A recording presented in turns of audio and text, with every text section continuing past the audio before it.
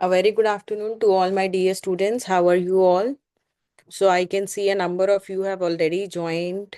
Good afternoon, Gurmeet, Monica, Bani, Vishal, Priyanka, Ravi, Banu, Prem. A very good afternoon to all of you, Tanvi. So students, today is our last session for chapter number 3. Chapter number 3, which is risk assessment and internal control. So we have already had a discussion with respect to the various topics of chapter number 3 in detail in our earlier 3 sessions, right? So today we'll be starting with one very important topic, which is automated environment auditing with respect to conducting the audit where the financial statements are prepared, maintained in an automated environment. So we'll be starting with that topic. Apart from that, I'll be discussing various descriptive type questions, MCQs, other than those that are given in your module. And students have also shared one PPT which summarizes this chapter. But as I always say that you have to consider your ICAI module as the basis. That PPT is just for reference for, revising the concepts, but your main base foundation will be from the module itself, right? In case any queries there with respect to the earlier chapters, chapter number 1, 2, and 3, till where we have covered, you can always send in your queries. And I expect that the way I always ask you to go through the chapters that have already been covered in the earlier sessions, like chapter number 3 till where we have covered, and chapter number 1 and 2 also. You should flip on the pages in order to remember. You'll see that till the time we'll be covering chapter number 11, if you just follow this policy of just flipping the pages back to see what all topics we have already covered, that is going to give you much confidence. You will be able to remember the topics that we have covered, and in fact the content also, right? So on a very positive note, let us start with the topic, that is what? Audit in an automated environment. Any query, if you have, you can always send in your queries. So tell me, what is meant by automated environment? Send in your replies quickly.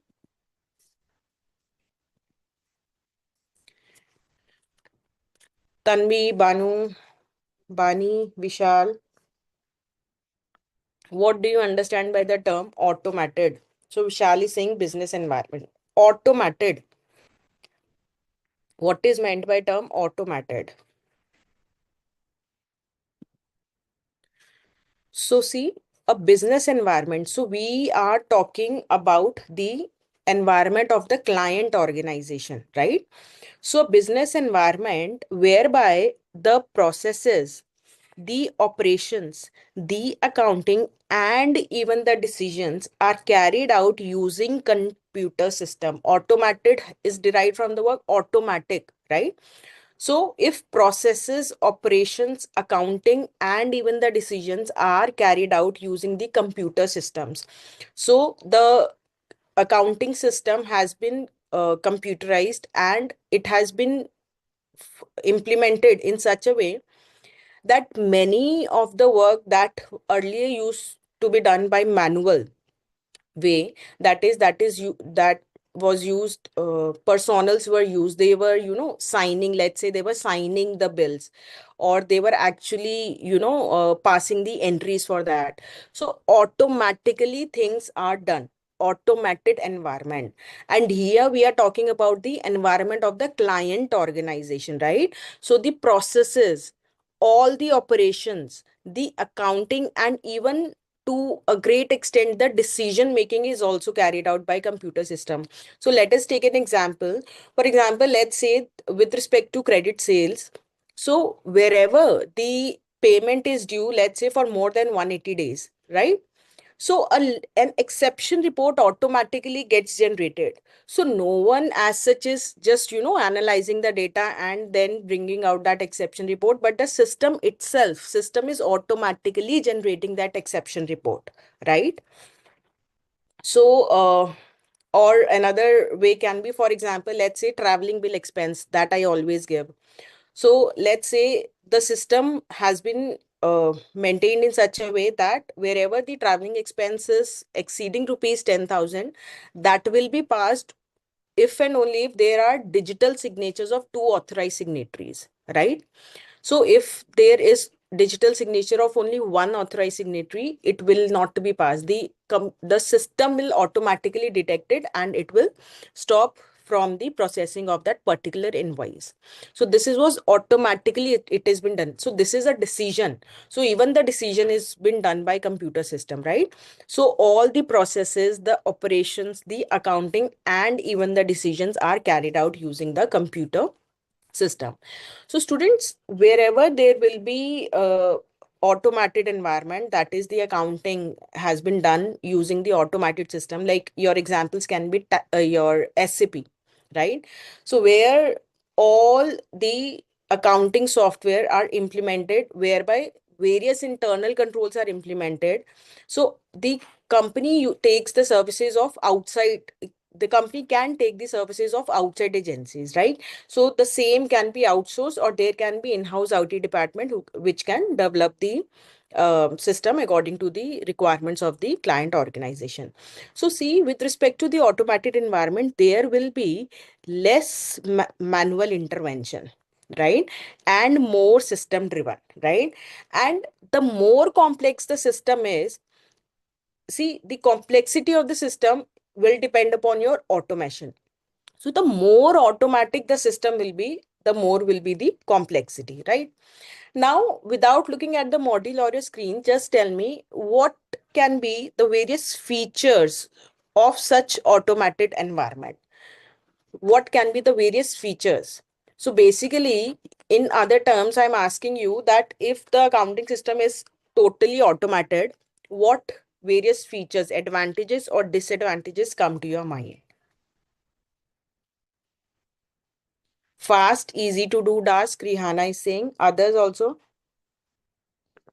Please reply fast accounting. Vishal is saying, Tanvi saying fast. Others please reply less time consuming. Sunil is saying more accurate. Prem is saying Nandini is saying smooth work. Others also please reply. Right? Easy to use. Vishal is saying effective. Sunil is saying absolutely correct. Right? So the various features associated with an automated environment are: it enables faster business operation, right? So when it is an integrated enterprise resource planning system, so it often happens that see, if let's say the raw material reaches a certain level beyond which the order is to be placed, right? So there can be an inbuilt feature whereby the order will be placed automatically, right? So such features are there. Integrated enterprise resource planning system, right? So all the, you can say all the functions, for example, marketing, your sales, your finance, your HR, all are integrated. So let's say with respect to the HR, the attendance is marked automatically, right? Using the biometric devices. Then the HR module, the HR system in that SAP software, it automatically calculates the salary.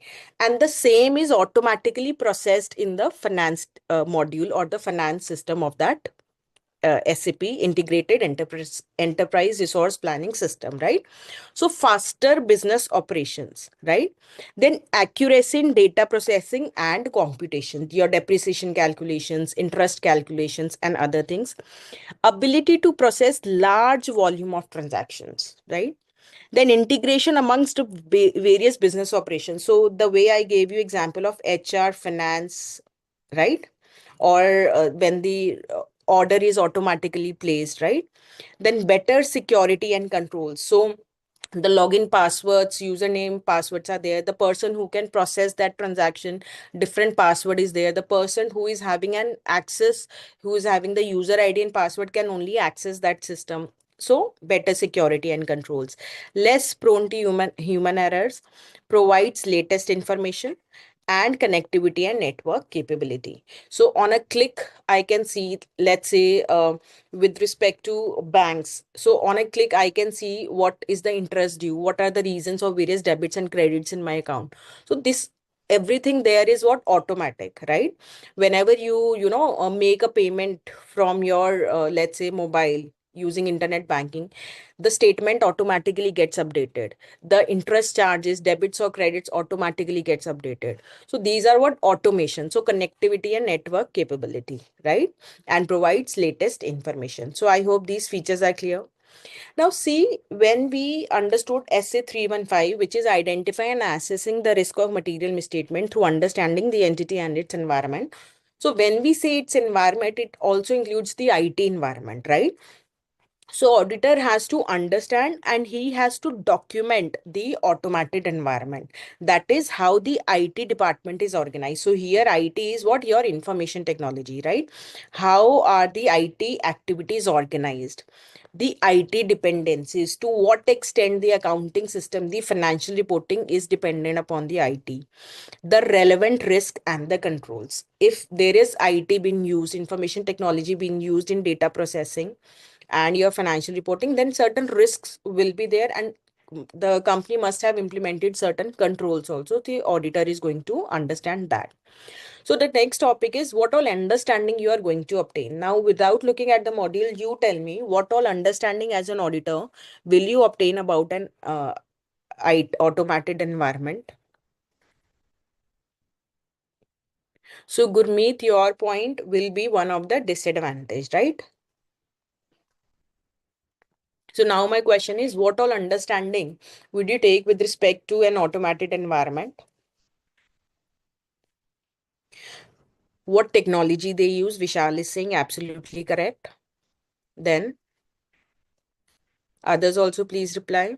The software version they are using, and I'm aware about that. Nandani is saying, Rihanna is saying, understanding about the softwares. Absolutely correct. How to operate them? Sunil is saying. Others also please reply. So absolutely correct, right? So what an understanding the auditor is going to consider. So auditor will consider the following. What are these? So first of all, the information system that is been used, one or more application systems, and what they exactly are. Is it an SAP system or is it just a tally software? So what is that system? What is the purpose? Is it been used for financial as well as non-financial? So non-financial may your example can be whereby let's say it is been used, let's say, for placing some orders, right? So whether it is used for financial and non-financial services. Location of IT system, is it local or global? Then the architecture, whether it is desktop based, whether it is client server based, application based, or your cloud based. The versions, right? The functions, the risk that would vary according to the various versions of the application. Then the interfaces within the system in case multiple system exist. So if there are a number of systems, so what is the interface, what is the interconnection between the various systems? Whether it is in-house department that is developing that software, or is it a packaged one that has been let's say the same has been purchased from IBM, right? Outsourced activities, that is IT maintenance and support, whether the maintenance of that IT system, automated environment, whether it is in-house or the same has been outsourced. The key personals like the CIO, that is Chief Information Officer, or the CISO, that is the Chief Information Security Officer, or the administrator. So all these informations, right? Why? Because see, when you are obtaining an understanding about the automated environment, so you must know at who are the chief information officer or who are the chief information security officer or the administrator. Why? Because you will be inquiring them as to what happens, let's say, in case of a in case there is some virus, or in case there is some are there any disaster recovery plans, are there any business continuity plan with respect to that particular software? So auditor is going to inquire them also, so he should have an understanding, he should obtain an understanding about all these things, right? Is it clear? Very simple. Now, as I was asking you, with respect to features, I told you there must be some advantages, must be some disadvantages. Now, when there is an automated environment, so it must be having certain kind of risk. So now we are going to study as to what kind of risks are there with respect to an IT system. Students, all these topics now are really very, very simple. But yes, your understanding and your reading from the module is a must, right? So you tell me what kind of risk do you can you think with respect to an automated environment? We have seen the various features in the form of various advantages. What are the various risks?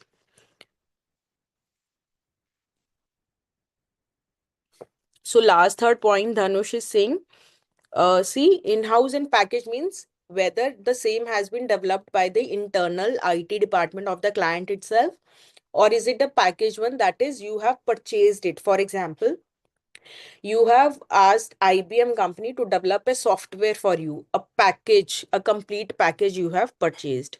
So whose doubt was it, Dhanush? Is it clear? So we were discussing about the various disadvantages. To this, I have received a number of replies.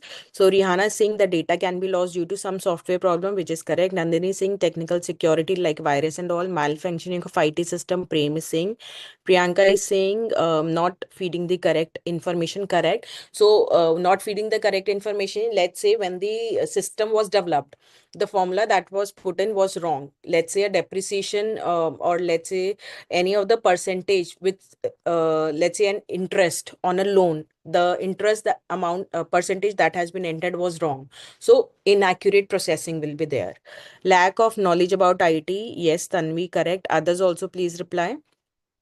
So, let us understand what are the risks. So, the risks can be inaccurate processing of data or processing inaccurate data, or both. So inaccurate processing of data, that is, I gave you example that let's say the interest rate that has been entered to calculate, or that formula that has been entered to calculate anything is wrong. So now whatever data will be entered, it will be inaccurately processed. Why? Because the basic formula is incorrect, right? Or processing inaccurate data. So the data that has been entered now here, the second thing means that the data that you are entering is inaccurate. So though the formula is correct, but let's say the amount of machinery entered is incorrect, right? So I hope you are able to understand inaccurate processing of data and processing inaccurate data, or both also, right? Unauthorized access to data. So if something which I am authorized to do using my user ID and password, if my, let's say my junior take that username and password and he or she uses it, so unauthorized access can be there. Direct data changes at the backend changes. So the person, let's say the IT department who is implementing the system, they may make certain changes. So direct data changes, the backend changes, right? Excessive access or privileged access, that is super users. So let's say the IT department have the access to all the username and passwords, right? Or let's say the chief executive officer, CEO, has the access. He, if he uses any of the user ID and his user ID and password, he can access everybody's login. Like, so in that case, it is what excessive access or privileged access, right?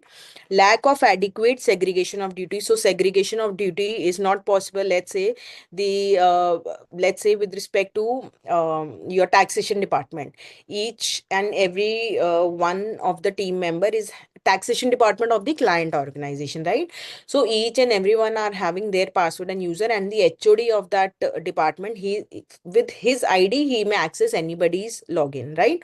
So this is what lack of adequate segregation of duty. One person maybe by using one user ID and password may do all the stages of, let's say, a sales transaction, right? So there can be lack of segregation of duty. Unauthorized changes to system and programs, failure to make necessary changes to the systems or programs. So let's say there is a change in GST rate, but the same has not been updated, right? Then loss of data can always be there. So easy. Are you able to understand the three topics that we have covered so far? Are you clear? And the topics are what? The features that are there with respect to an automated environment. Then what understanding and documentation the auditor is going to do, and what are the risks arising out of the system of IT automated environment. Tell me, is it clear? Clear. Nandini is saying, Tanvi is saying clear. Others also please reply. Rihanna saying clear. Bani is saying clear. That's good. Okay. Now, what will be the impact if such risk that we have just studied, it is there, it is not mitigated? What is meant by mitigated? It is not reduced, it is not removed, right? So what will be the impact? So students, if we talk about the impact with respect to the auditor's activities, see, auditor performs what? Substantive checking. Auditors perform your test of controls. An auditor does his reporting. With respect to these three things, what impact will be there with respect to all these risks? We are going to discuss this as the next topic. So, impact of IT related risk, if not mitigated, mitigated is reduced or removed. So, if the same is reduced, if certain steps has been taken care so as to remove that risk, then it is fine. But if the same is not removed or reduced, what will be the impact? So, with respect to the audit activity, there can be three divisions. That is impact on substantive checking. Substantive checking is what? When you are checking the financial statements, actually, right? That is, it can be your test of details or substantive analytical procedures. I hope you all remember that chart that we have discussed in the last session. Tell me, are uh, do you all remember? Just write a yes or no. Because substantive checking, test of control, that too we have discussed in the last session. So why I am not getting any yes from your side with respect to this thing? Tanvi saying yes. Others also please reply. Shifa saying yes. Prem is also saying yes. So, Sudha, I'm just talking about that, whereby we discuss that auditor will perform risk assessment procedures under SA 315. Then here further audit procedures. And in further audit procedures, we saw that auditor is going to perform test of controls, or auditor is going to perform substantive checking, right? Or substantive procedures.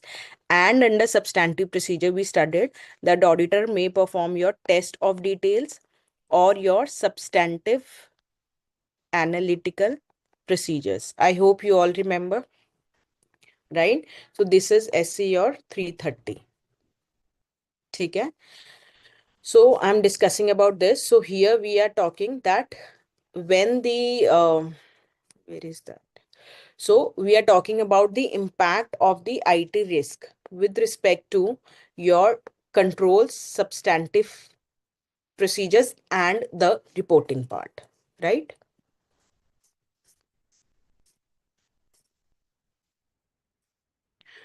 So with respect to see substantive checkings, what is substantive checking? I told you, where you are checking the financial statements. So the financial statements are the output of that automated system, automated financial system, or the accounting system of the organization. And since there are various risks associated with that automated system and the same has not been mitigated, so auditor will not be able to rely on the data so generated, right?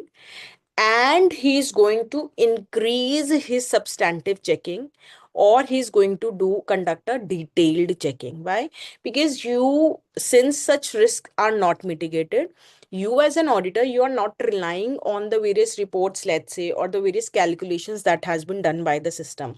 So you may recalculate. Let's say the system has calculated depreciation, right? But you are aware that there is certain risk associated with respect to such processing. So you may recalculate it. So this is going to what? Increase the substantive checking. Simple. Okay. And the auditor is going to perform what? Detailed checking, right?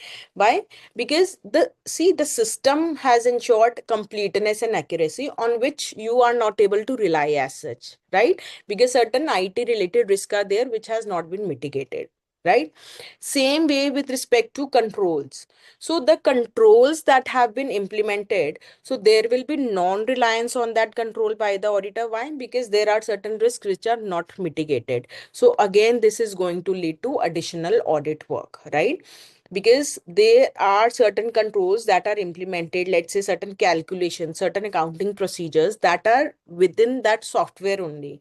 But since you are not able to rely, because the risks are not mitigated, so it will lead to what? Additional audit work, right? And last but not the least, students, today reading about, we'll be understanding a topic with respect to internal controls on the financial controls, right? So with respect to that, the auditor is required to give certain reporting. So if that reporting is required, you will see that certain exceptions are there. But in case if that reporting is required, so such IT related risks that are not mitigated because of that reporting requirement, there will be a modification in the report also with respect to the companies where such reporting is to be given. Okay? So we have seen the impact of the IT related risk which are not mitigated on auditor substantive checking, on the controls, and on the reporting part. Is it clear? Is it clear? So four topics we have done. And students, these topics of automated environment, all these topics, you can see that they make good questions for, your 3 to 4 mark direct question. And in fact, this question is one of the examiner's favorite question, impact on of IT related risk. So 3 mark question can directly come from this topic, right? And these are, very easy marks. But yes, your reading from the module, your understanding from the module will be required. As I always say that general answers will not fetch you good marks. The keywords, the technical language that is given in your module is what is expected out of you also in your examination, right? So reading, understanding, learning keywords from the module is definitely required. Clear? So we have done 4 topics. Now, in order to, since certain risks are there, in order to mitigate such risks, certain controls can be implemented in an automated environment. So these can be general IT control, application control, IT dependent control, right? So tell me, after looking at the term general IT control, what according to you is general IT control? General IT control. Quickly send in your replies. What do you understand by the term general IT control? Just look at the name, general IT controls.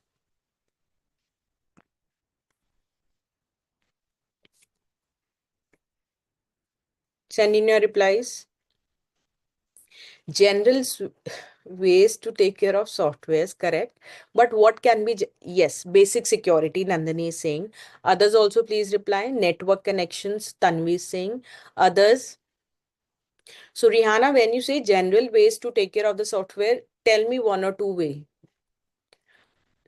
Normal IT control, Dhanush is saying correct. Others also please reply. So see, let's say one system has been developed. So daily control, Sonali Singh. Chalo, theek hai. So let's say a system has been developed whereby all the your HR system, your marketing, your sales, your finance, everything is integrated, and then financial reporting is also dependent upon the IT system. Now let's say if with respect to the entire system, the password, the accessing that system, the use of username and password, that is very weak. Tell me, your reliance on the report generated by that system will be high or low? If the access to such system is not very, secured, anyone can just by writing XYZ as username and password, anyone can access. Your reliance on that system is going to be more or less. Just write more or less, or high or low. So Tanvi is saying low, Priyanka is saying less. Others also please reply. Shifa is saying less, right? Saroj is saying low. Absolutely correct, right? So the general IT controls, these are the indirect controls. And students, if you remember, when we were discussing about the understanding about the internal control, there also we have studied that auditor will understand as to whether he should obtain an understanding about the indirect control. So general IT control can be one example of indirect control. See, password and username. So this access to the system, to let's say the entire accounting system, entire ERP system, whereby all modules, the HR, the raw material, everything is there, right? Now, as such, for the entire system, the access, this understanding as such is not of so relevance for an auditor, because we are concerned with our financial reporting, the financial reporting of the organization and the accounting part. But see, if the access as to who can access the system, such part is very weak. So that is going to have an impact on the financial reporting and the accounting also.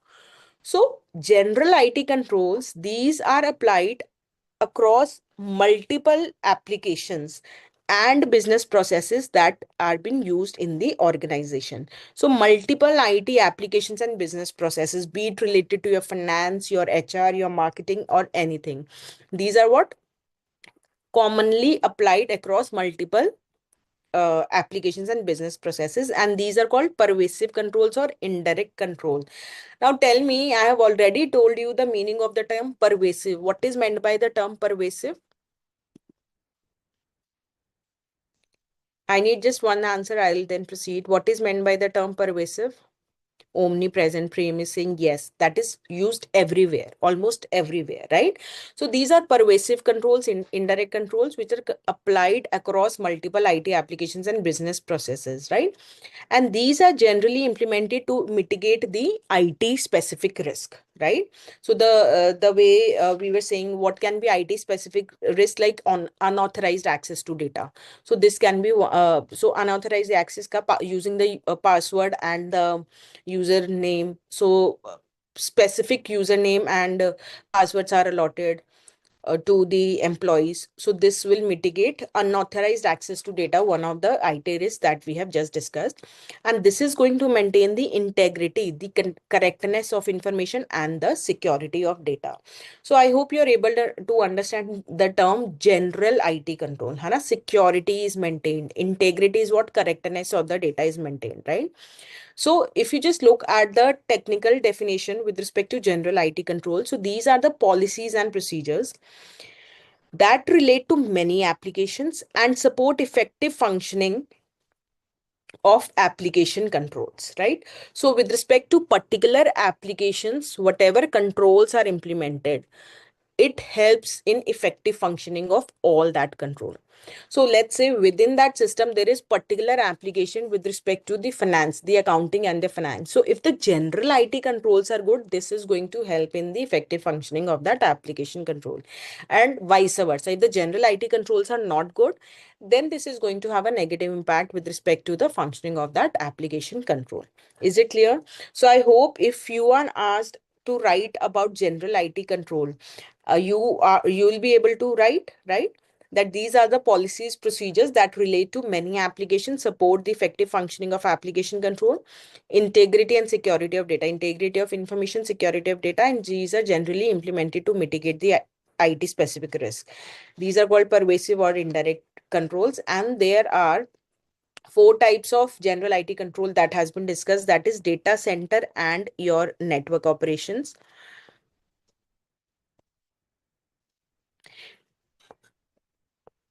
Just a minute. Data center and network operations, your program changes, access security, application system acquisition, development, maintenance, and business applications. So students, you can always get a 3 or 4 mark question that whereby you are supposed to write about the general IT controls, or you may get 3 or 4 mark question whereby you are required to write with respect to any of these four also. Direct data center and network operations, the program change, access security, application system acquisition, development, maintenance, and the business application. So this topic I'll be covering from the module. So we are on page number 3.57. See, just keep in mind that when we will be discussing about these four these four kinds of general IT control. See, we are studying it with respect to financial reporting, right? Because we as auditors, we are concerned with the controls that have an impact with respect to financial reporting. So this I'm telling you in order for your better understanding as well as learning. So you will see that this thing, that financial reporting objective, this is common with respect to all the 4 points. Financial, to meet the financial reporting objective. See, ultimately, when I'm talking about the accounting and the financial reporting software, right? So ultimately, the objective is what? That it should meet the financial reporting objectives of the client organization. That is why that system has been maintained. That is why the general IT controls have been maintained, right? So you will find this in common. And one word that another thing that you are going to find is overall management of, let's say, if this is data center and network operations, so overall management of the operations, right?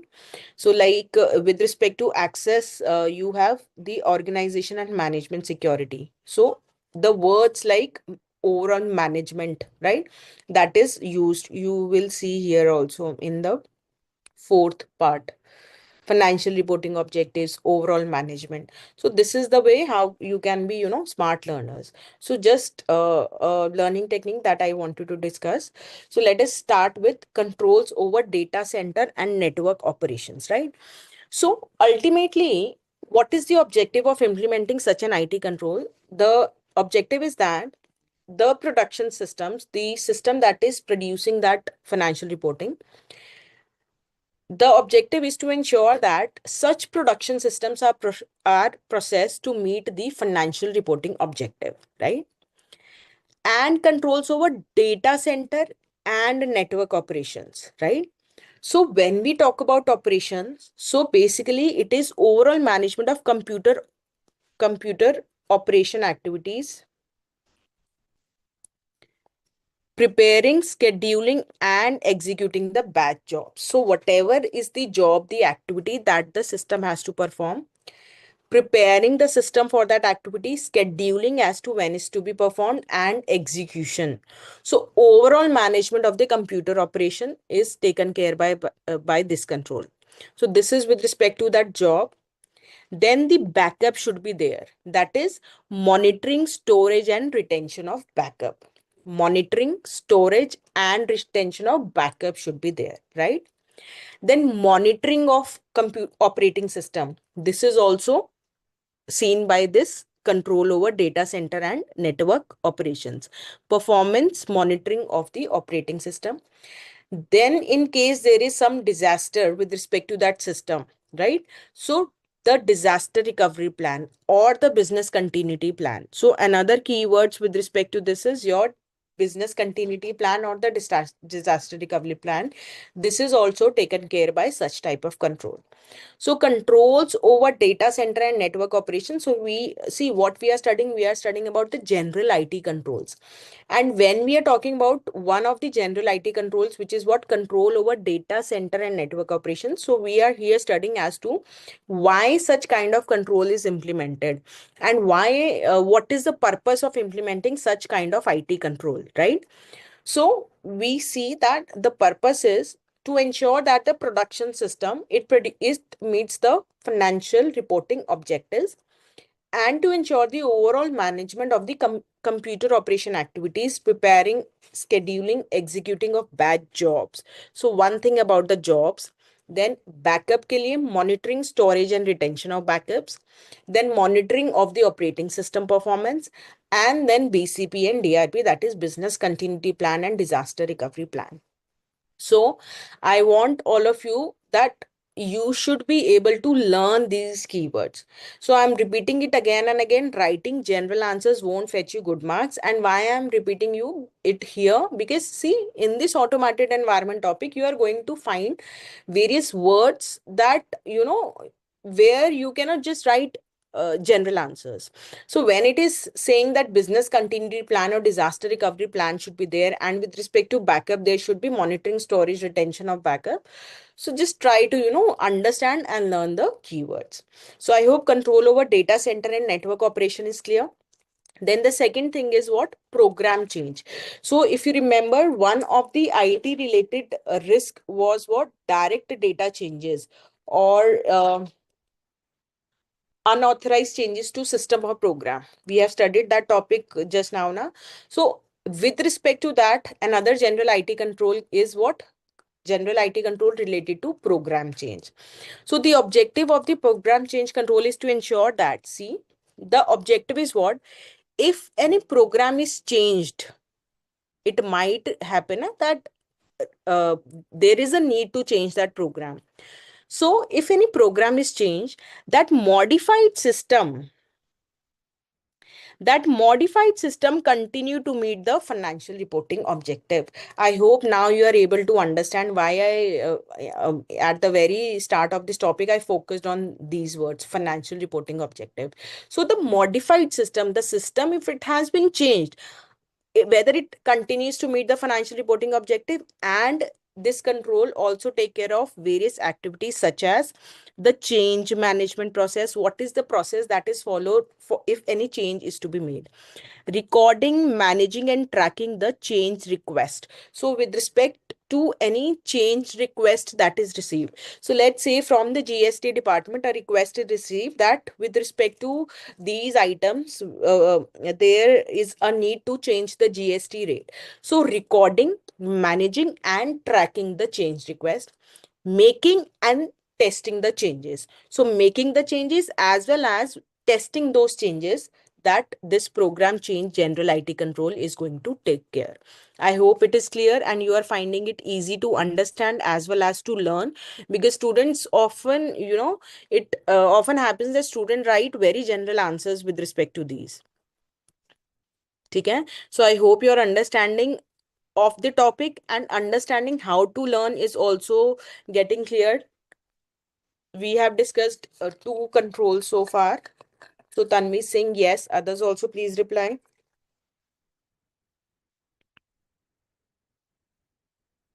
Rihanna is saying clear. Okay. Next is what? Access security. Next is what? Access security. So if you remember when we were studying about the IT controls, see from where I am studying these IT controls, this, Hana. So access, now unauthorized access can be there, excessive access or privileged access. So with respect to this, what general IT control can be implemented? The general IT control that can be implemented is access security. So again, the objective is to ensure that, see, the objective with respect to access security general IT control is to ensure that the access to the program as well as to the data. So the program and also the data. So it should not happen that anyone and everyone can access the data or the program. So the access to two things, the program as well as the data, is authenticated. Just a minute.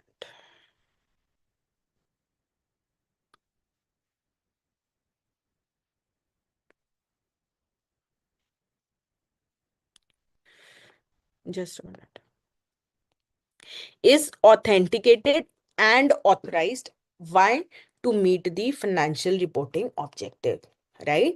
So the access to two things. What are those two things? The program as well as the data is two things. What?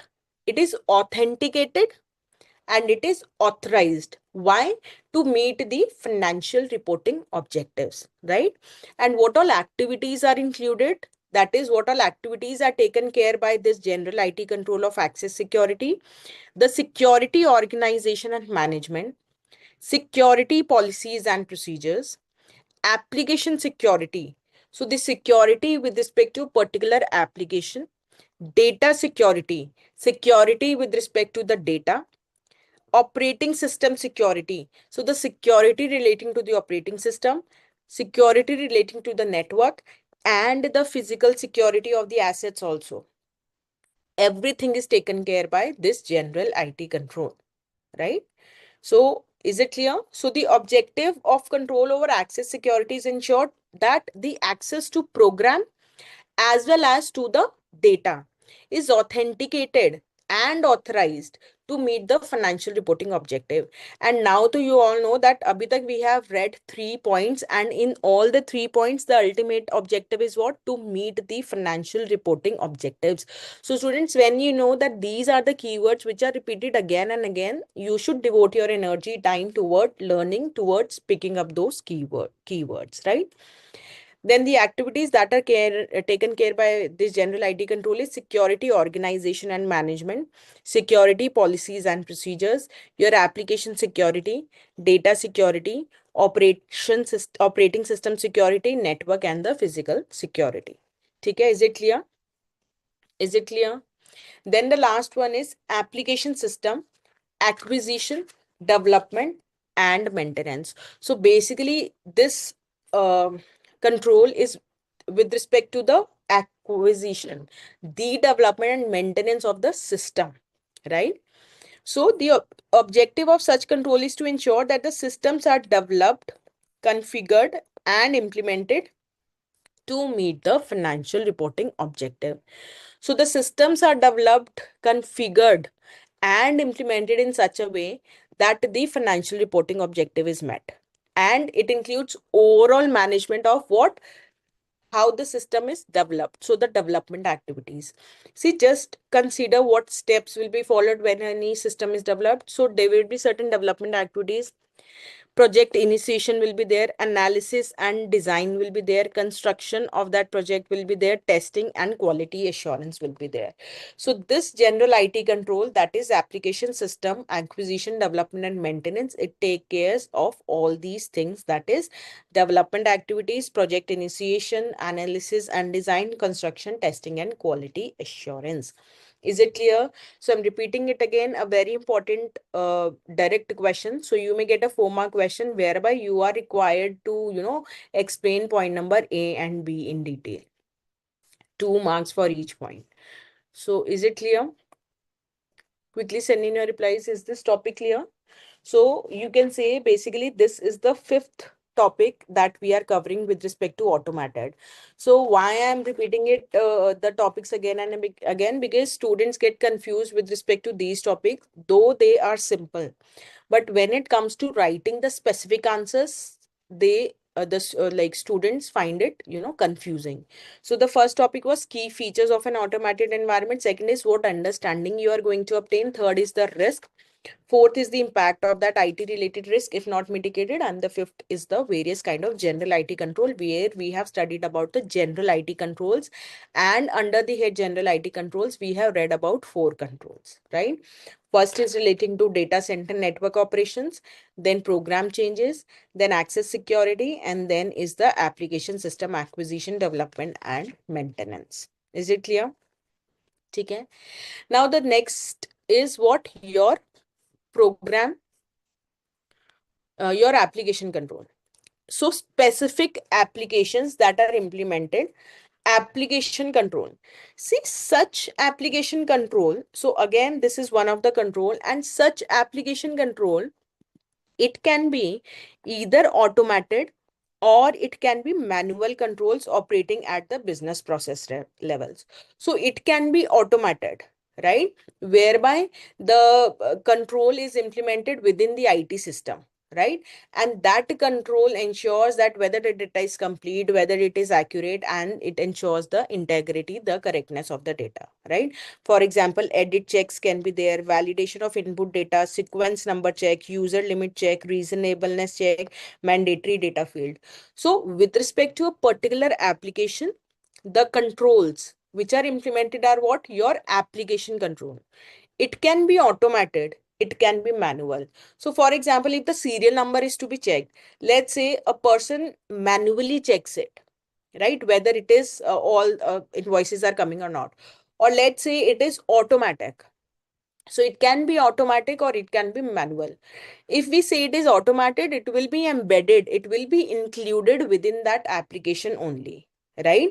And that will ensure the completeness, accuracy, and integrity of the data. Examples can be, there can be edit checks if any edits have been made, validation of input data, the data that has been entered, whether it is valid or not, sequence number of checks, user limit check, right? So it can be manual, it can be or automated also.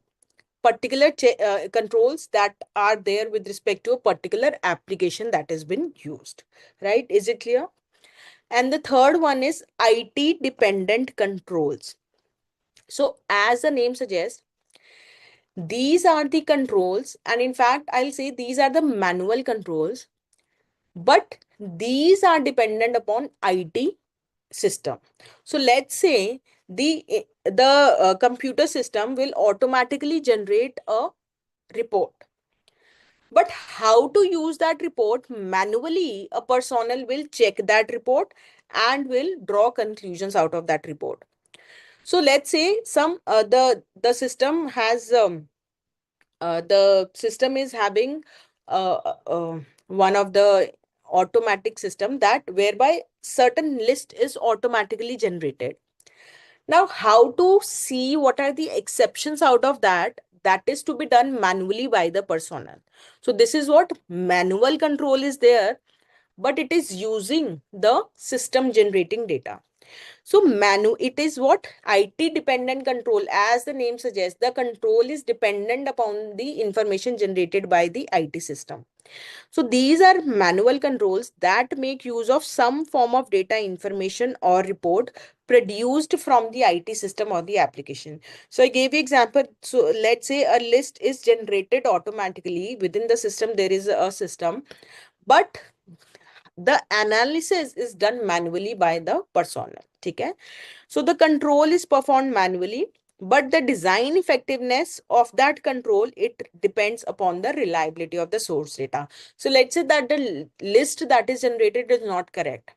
So obviously manual control, the manual control that is been performed, its effectiveness depends upon whether that source data is correct or not, right? Is it clear?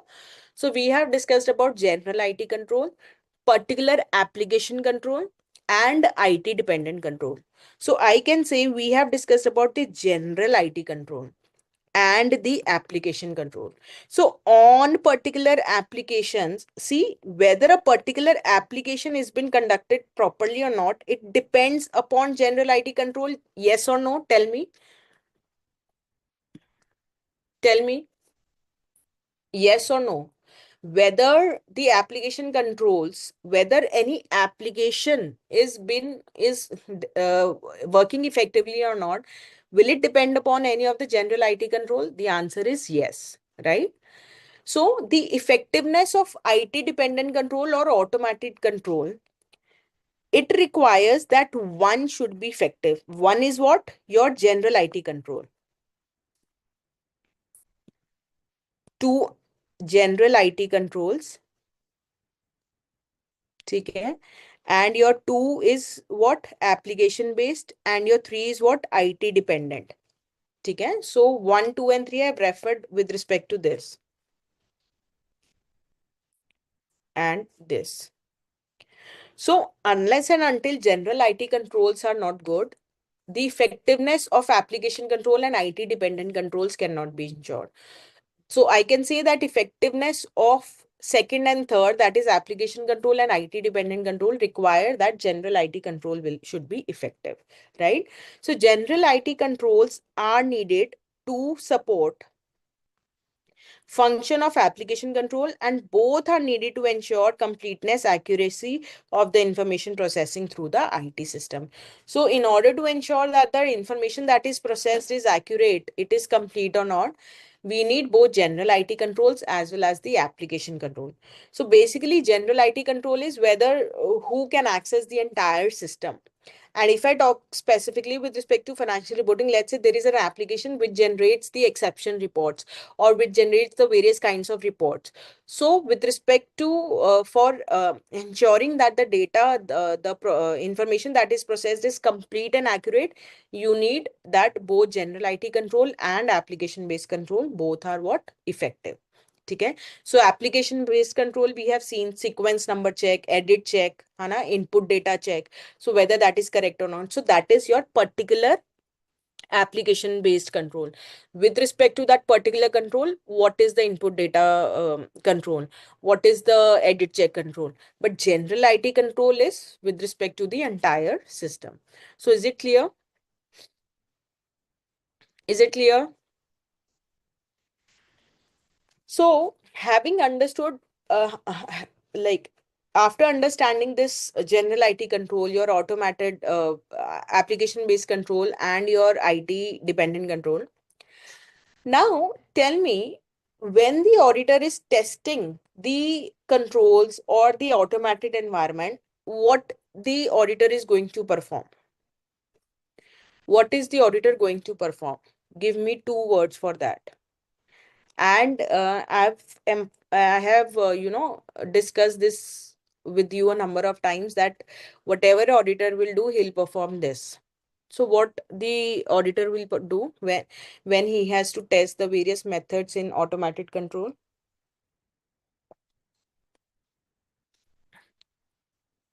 Yes, Vishal, correct. Others also please reply. Others also please reply. Rihanna, correct. ठीक है. So Shifa, when you are saying inspection, what is it? This is one of the audit procedures, right? So auditor will perform various audit procedures when he is checking what the automated environment, right?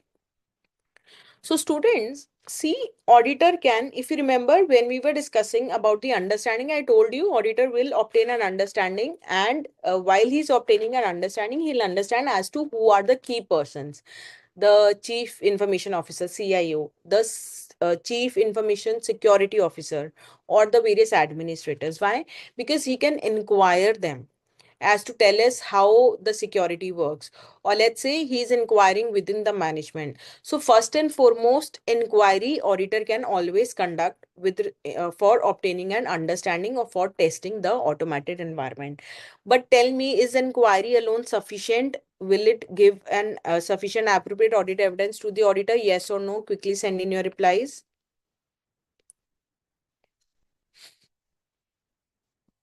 Quickly, yes or no? So Shifa is saying no, Tanvi is saying no, which is absolutely correct. Rihanna is saying no. Okay. So inquiry has to be performed with respect to in combination with other audit procedures. See students,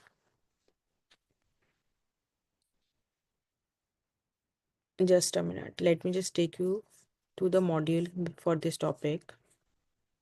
So we are on page number 3.59. Okay. So see, when I say effective, what is meant by that? Just a minute.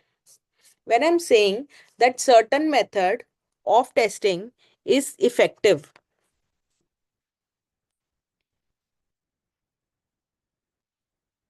effective means I'm able to achieve the end result. End result. ठीक है? And what is meant by efficient? That I'm able to achieve the end result but with minimum cost. I hope this is clear.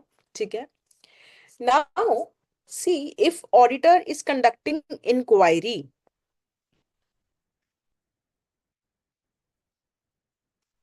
if auditor is conducting inquiry, it is the most efficient. Minimum cost will be there. You are just inquiring any of the personnel, concerned personnel. So it is most efficient. But we all know that inquiry alone will not give sufficient appropriate audit evidence. So inquiry gives the least audit evidence. This is the least audit evidence. It is not sufficient. It is not appropriate. ठीक है? Though it is most efficient, why? Cost effective है. ठीक है? So inquiry has to be used in combination with any of the other audit procedures. It can be another audit procedure can be what? Your re-performance.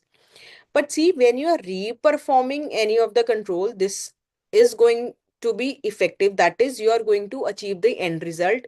Inquiry plus re-performance, you will get the most effective method as inquiry plus re-performance, right?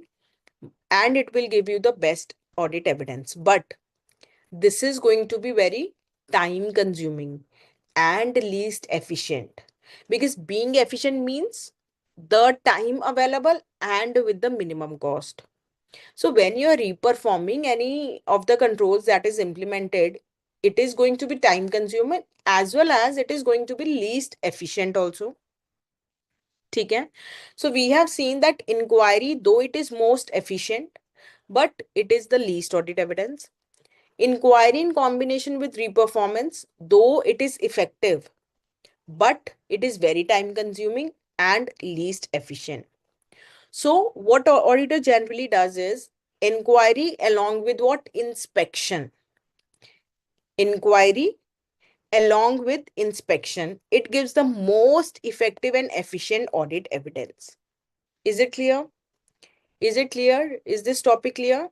So we have studied as to what audit procedure or what will be the testing methods in an automated environment. So inquiry will be there, but only inquiry is though most efficient, but least audit evidence. So along with re-performance can be there.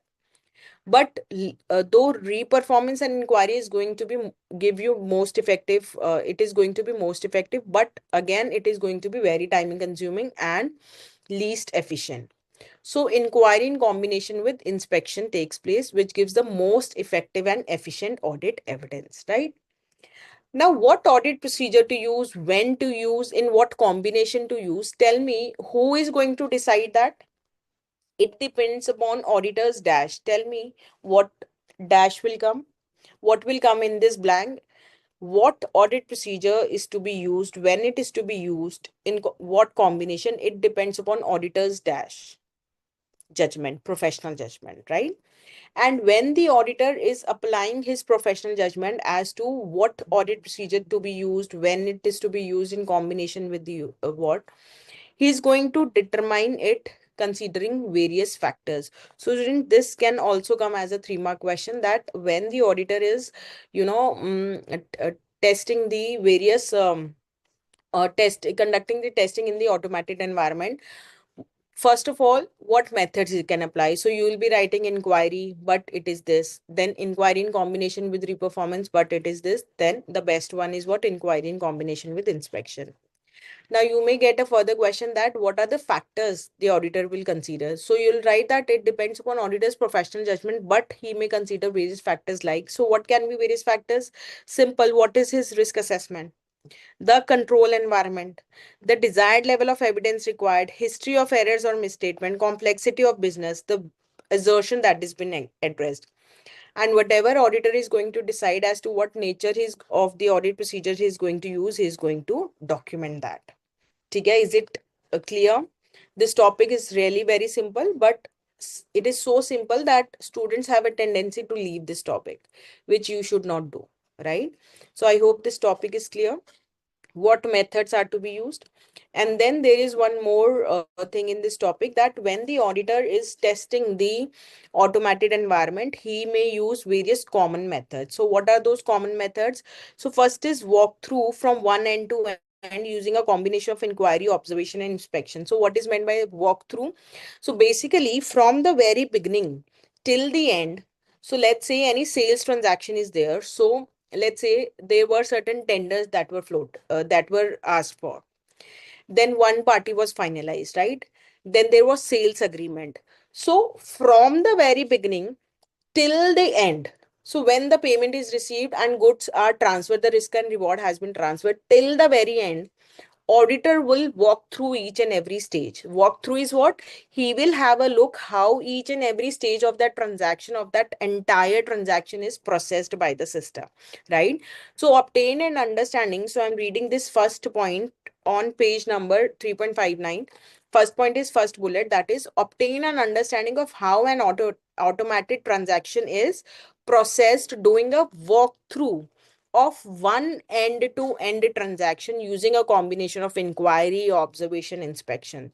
So auditor will use a combination of audit procedures. He may inquire, he may observe, he may inspect, but end to end, from one end till the last, from the very beginning till the end, he is going to consider how the entire transaction is processed, right? One method can be this.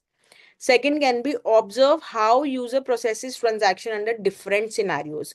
So let's say this is what observe. So auditor is observing how under different scenarios any transaction is processed. So let's say take that traveling bill wala example. So let's say auditor finds that when he has gone to conduct the audit, he finds that on that particular day the entries are being done, but on that particular day, there is only one authorized signatory that is available. Now, auditor is going to observe how under different scenarios. So this is a different scenario that today only one authorized signatory is there. How the same will be processed? Will it be put on a hold, or will there will or any other person will be asked to and to pass to approve that transaction? What will be the you can say the authority of that other person? So how the organization is going to process transaction under different scenarios, and then inspect the configuration defined in an application. So auditor may go through the manual of that application and inspect how this application, this program has been configured to work, right? So the if you are asked about the common method, so these are what your walkthrough from one end to end of transaction using combination of audit procedures. Observing.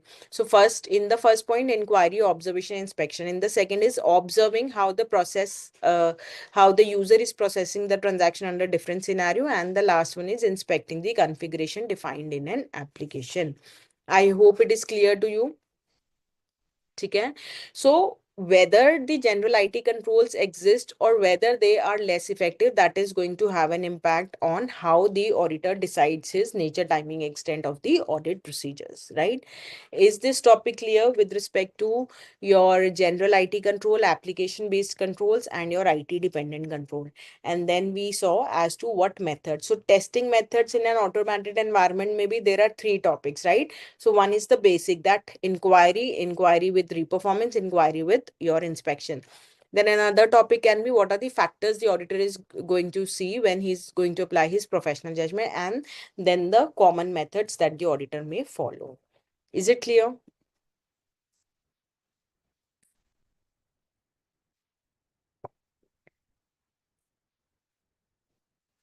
Students, I'm waiting for your replies.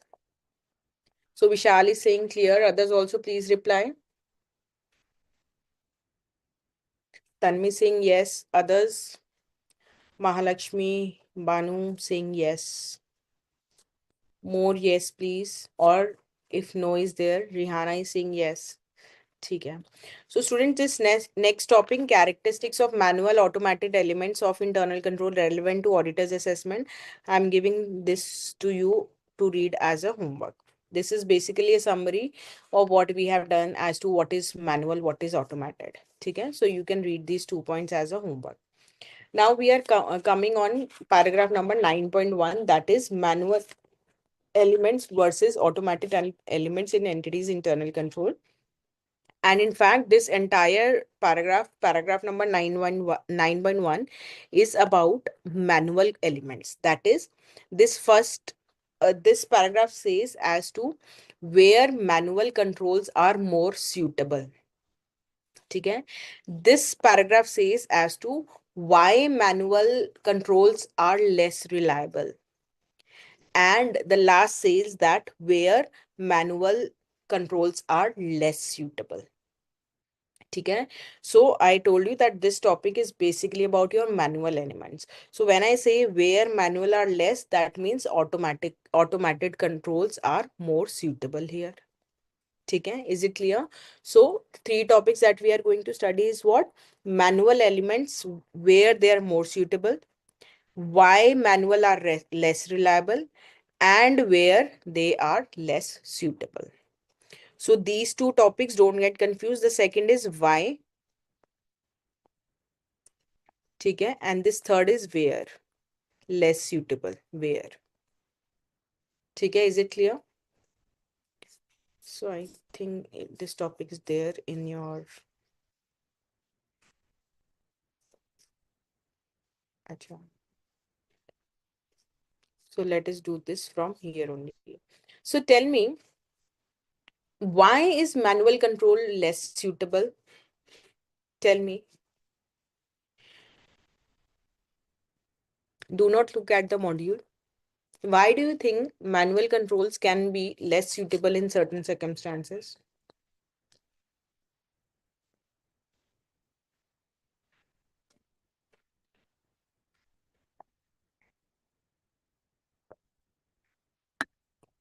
Send in your replies. Yes, high error can be there. ठीक है. Calculation error, Tanvi Singh. Cannot do more work, Mahalakshmi Singh, and Mahalakshmi is also saying high error.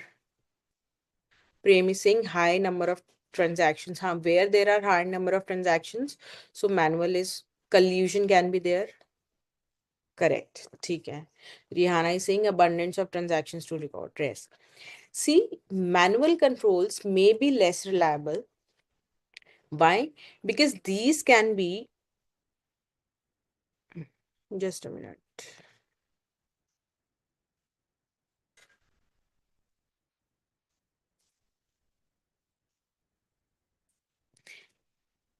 Manual elements in internal control may be less reliable. Why? Because these can be easily bypassed, ignored, or overridden. So let's say the system generates the report, and manually there is a manual control that the personnel will analyze that report, and then he'll segregate as to what are the exceptions in that report.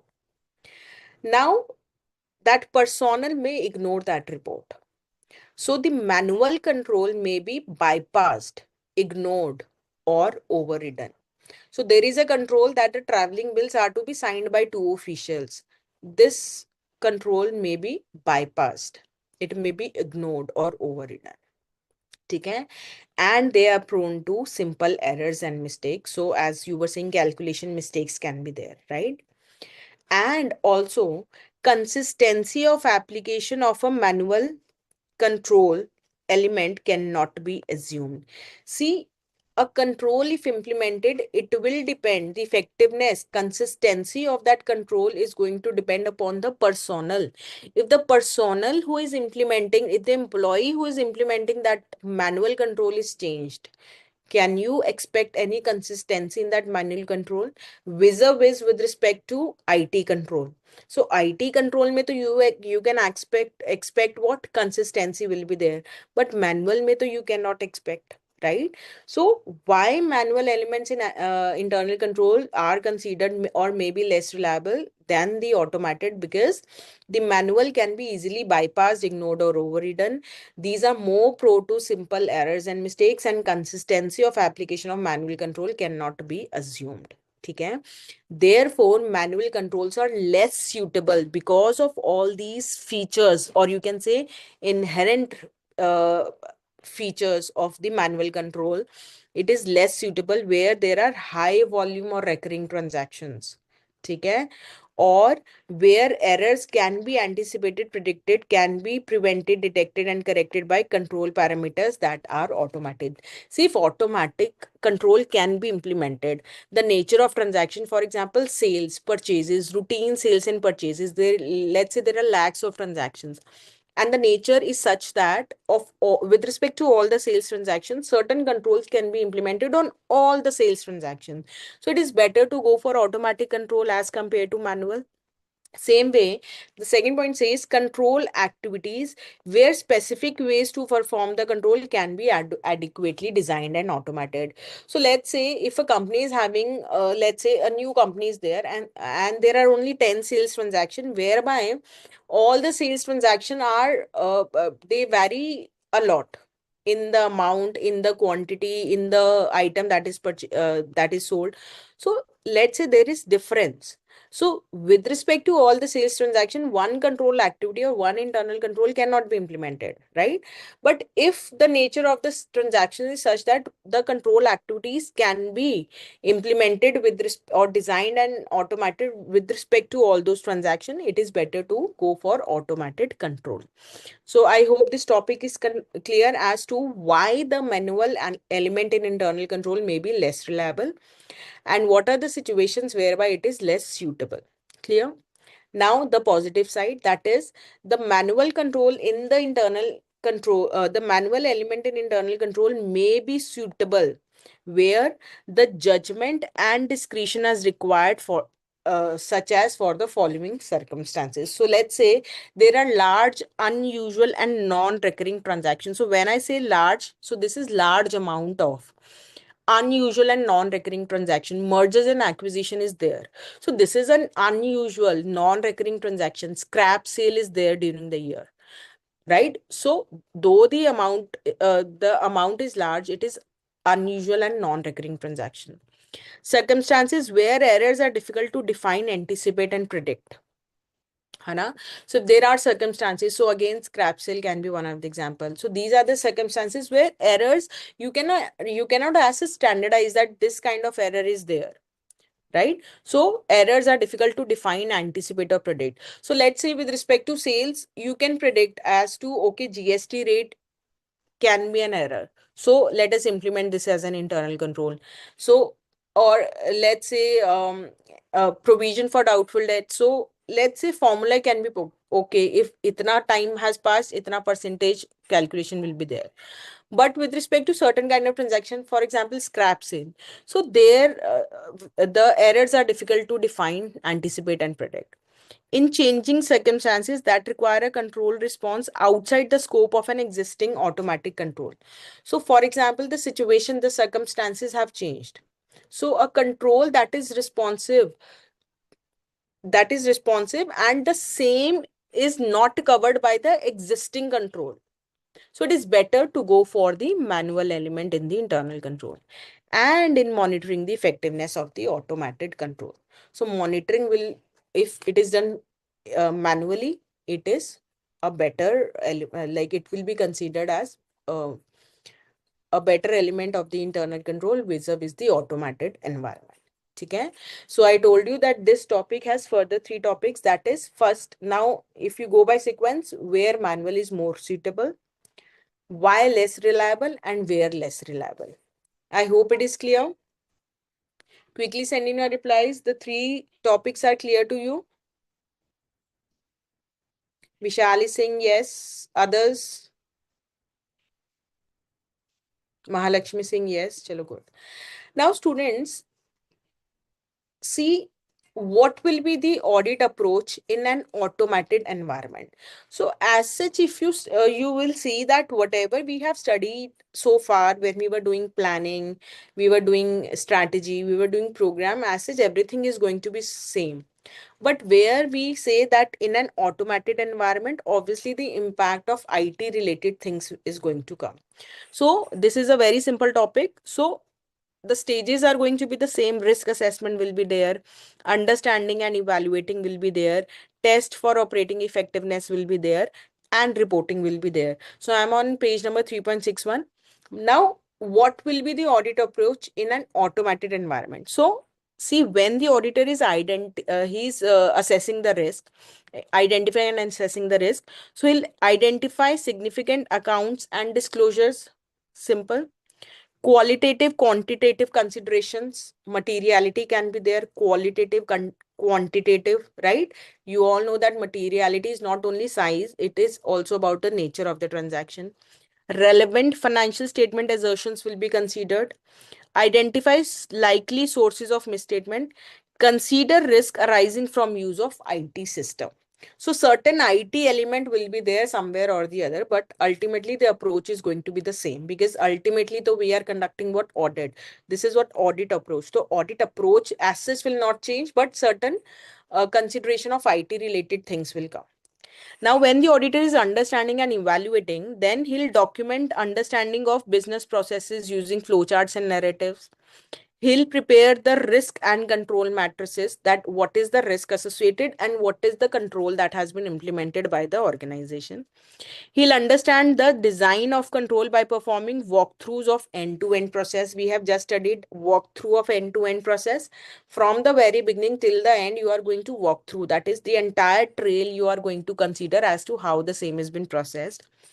Process-wise consideration for entity level control, segregation of duty, and then IT general control and application control. So I told you the approach is going to be the same, but somewhere or the other IT aspect is going to come. Okay. Then testing of the operating effectiveness of the controls basically. So assess the nature, timing, extent of the control testing. Assess the reliability of source data, completion of population, whether the data that has been generated by the system, whether it is reliable, complete or not. Testing the key reports and spreadsheets. Sample testing. Consider complete competence and independence of staff team performing the control testing. So if any organization of the management is also conducting performing the control testing, whether he's or it is independent or not. With respect to reporting, evaluate the control deficiencies, significant deficiencies or material weaknesses, remediation of control weaknesses, internal control memo, management letter or auditor's report. So these points I'll consider, I'll discuss later on. There's a topic related to this, then we are going to consider all these points. So basically this is saying that in case any deficiency is there, the same needs to be communicated to the management, that see, this is the deficiency in your automated environment, in your IT related controls. So when the auditor communicates such deficiency, it is through internal control memos. Okay? So this is about that. We'll discuss it later on. I hope this audit approach is clear. Now tell me what is meant by the term data analytics. Tell me without looking at the module or the screen. Data analytics. So see, there can be,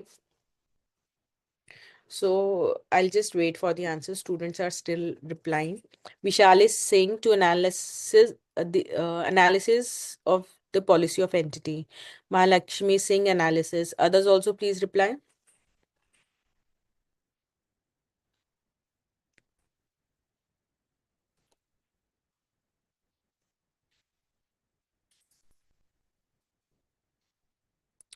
So see, students nowadays, they're with respect to any company, you take example of Flipkart, Amazon, your um, First Cry, or any companies, they have, or the banks, right?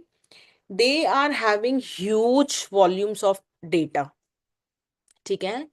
So when we use various processes, tools, or techniques to gather the vast data in electronic form and to obtain meaningful information out of that. Okay? So vast data is available. So is that data of any use unless and until you obtain useful information, meaningful reports out of that? So the technique of using the various processes, tools, and techniques to tap the vast amounts of electronic data to obtain meaningful information is what data analytics is. You use various spreadsheets, Hana. You use various formula like VLOOKUP and your other formula, whereby out of the data you derive certain meaningful information. So this is what your data analytics only. So combination of processes, tools, techniques that are used to tap vast amount of electronic data to obtain meaningful information. And students nowadays, as I've told you, volumes and volumes of transaction or data is there with a bank or with a company, or let's say with respect to your these online shopping, Hana, or any such company, you will see huge volume of data is there. So unless and until you extract meaningful information out of that, that data might not be of any use, right? So in order to extract meaningful information, combination of processes, tools, and techniques are used, which is called what? Data analytics. And the way the information is used, let's say by a bank, let's say bank mein to there is going to be so much data, है ना, interest of that person, OD limit, CC limit, loans, each and everything. Then messages are sent. Then whenever transactions have happened, the confirmation message, the OTP message, there is huge data. ठीक है. Now, how to, first of all, to record, to tap vast amount of data, and then to obtain meaningful information, right? The way the clients use such data, clients can be bank, or it can be Amazon, or it can be Flipkart, any of the client. Same way, auditor can also use the techniques, tools in order to in order to use that data for his audit, है ना.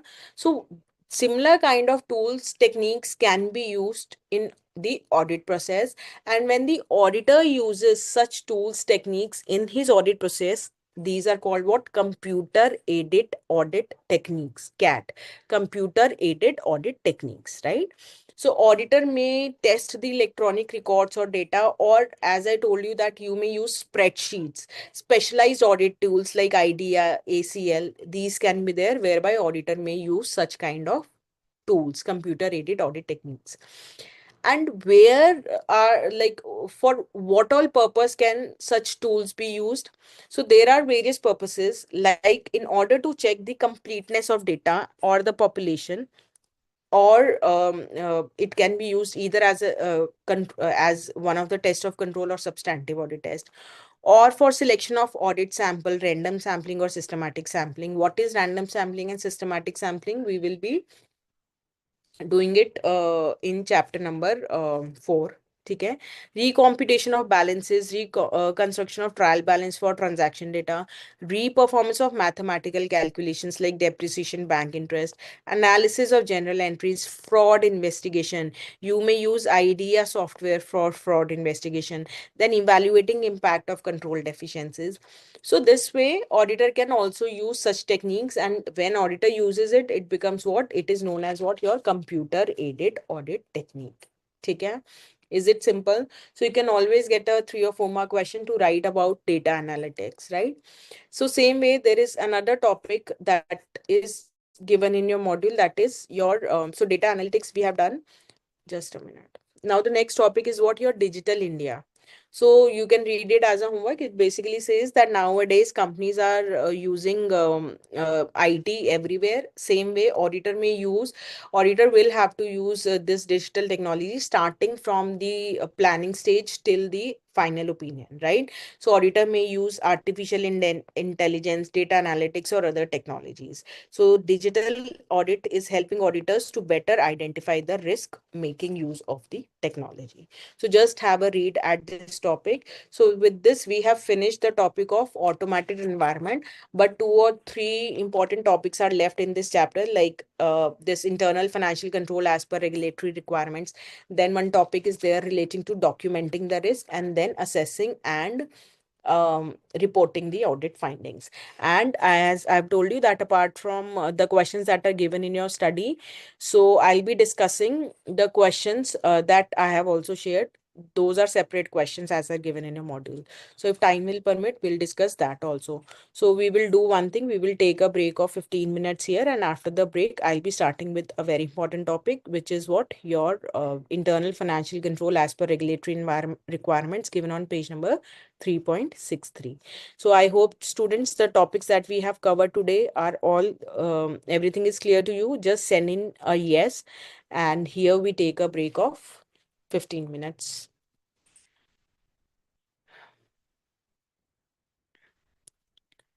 So Divya, we have taken the break. Okay.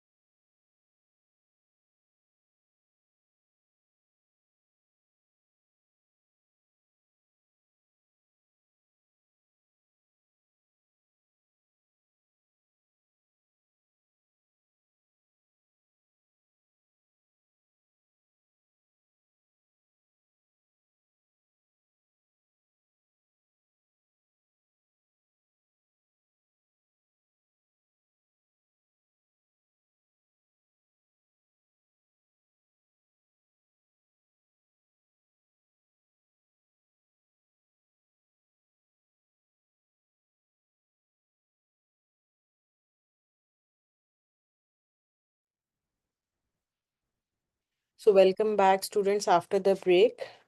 So I was just going through your queries and I could see there is one query of Miss Sejal. She's saying that, ma'am, is there any way which can help to grasp the language of auditing? It's a bit difficult to understand the language.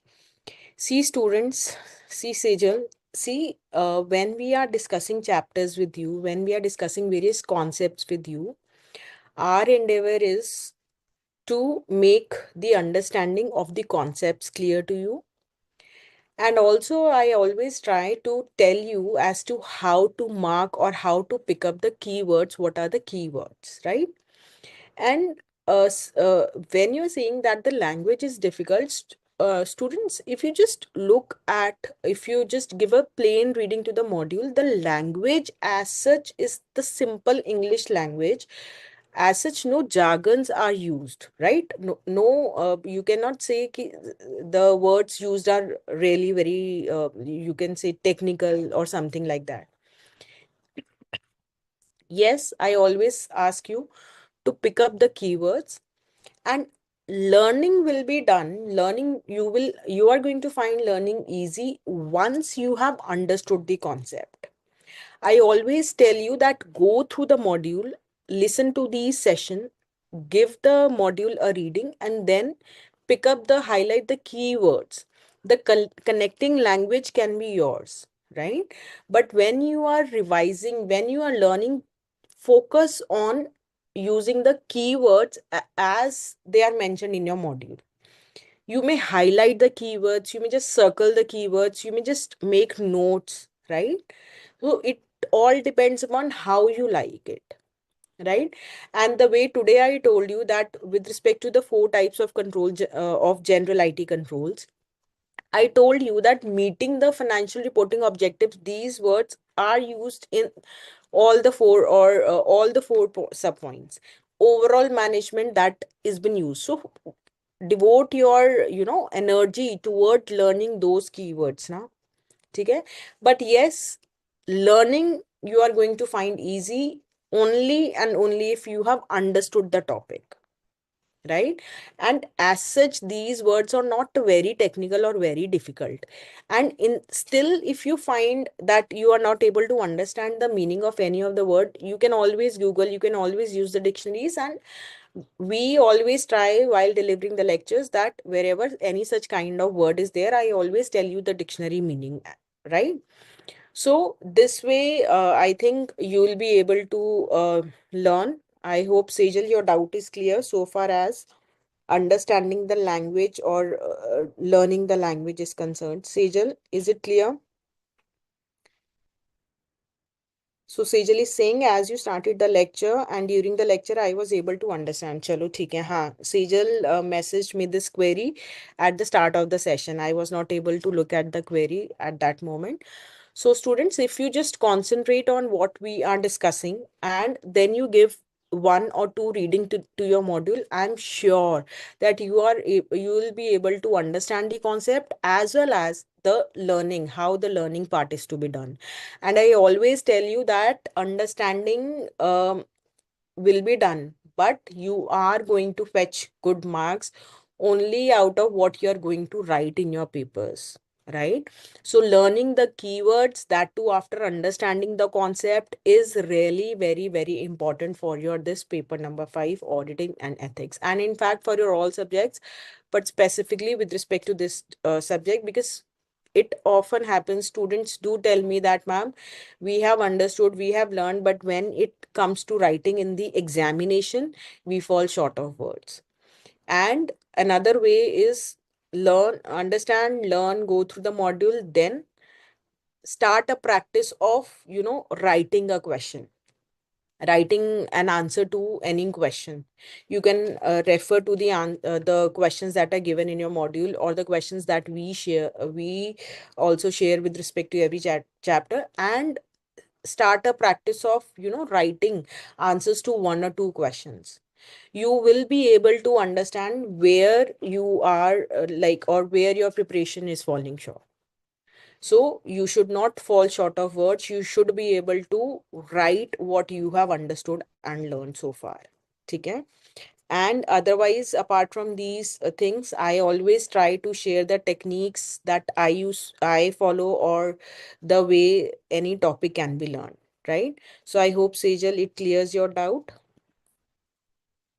So now, students, back to the topic which is given on page number 3.63. And still you have any query, you can always send in your query.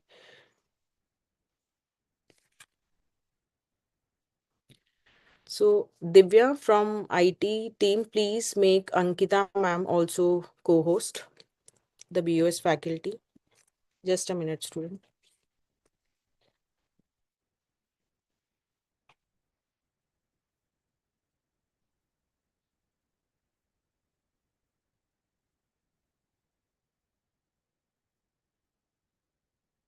So students, I hope your query and how to learn, how to go about the subject is clear.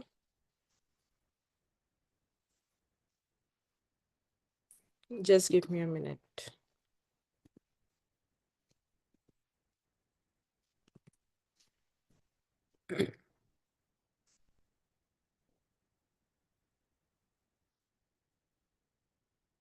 ठीक है, so Tanvi saying clear.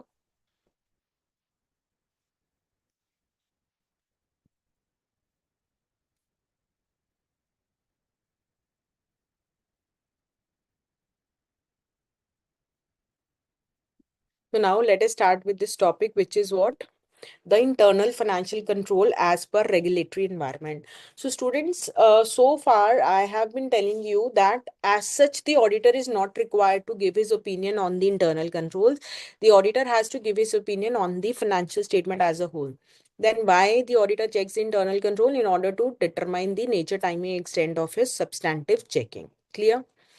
Now, with respect to internal financial control, there are certain regulatory requirements. There are certain requirements of your Companies Act 2013.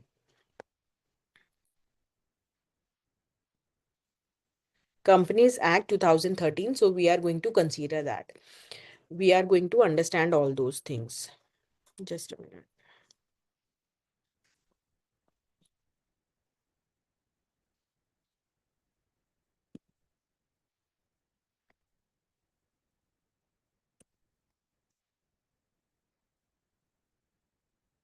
Yeah, IT team. Divya, please make Ankita ma'am also co-host.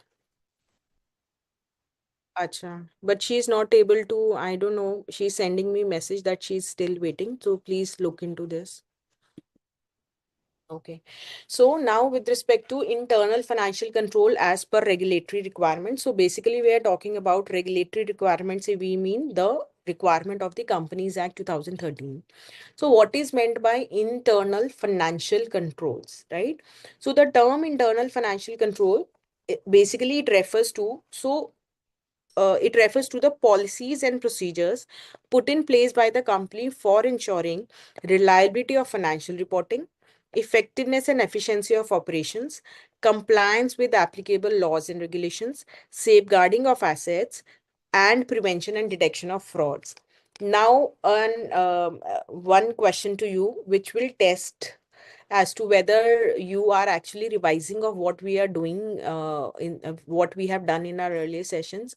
Tell me a similar definition we have done earlier also. Where have we done that definition? A similar kind of definition we have done earlier also. Policies, procedures, reliability of financial reporting, safeguarding of assets. These words were there. Tell me, I need all of you to reply, and please do not look at the module.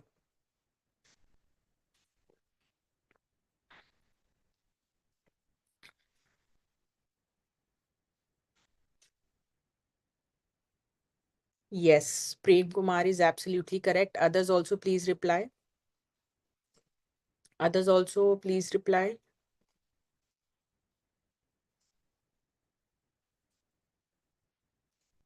So,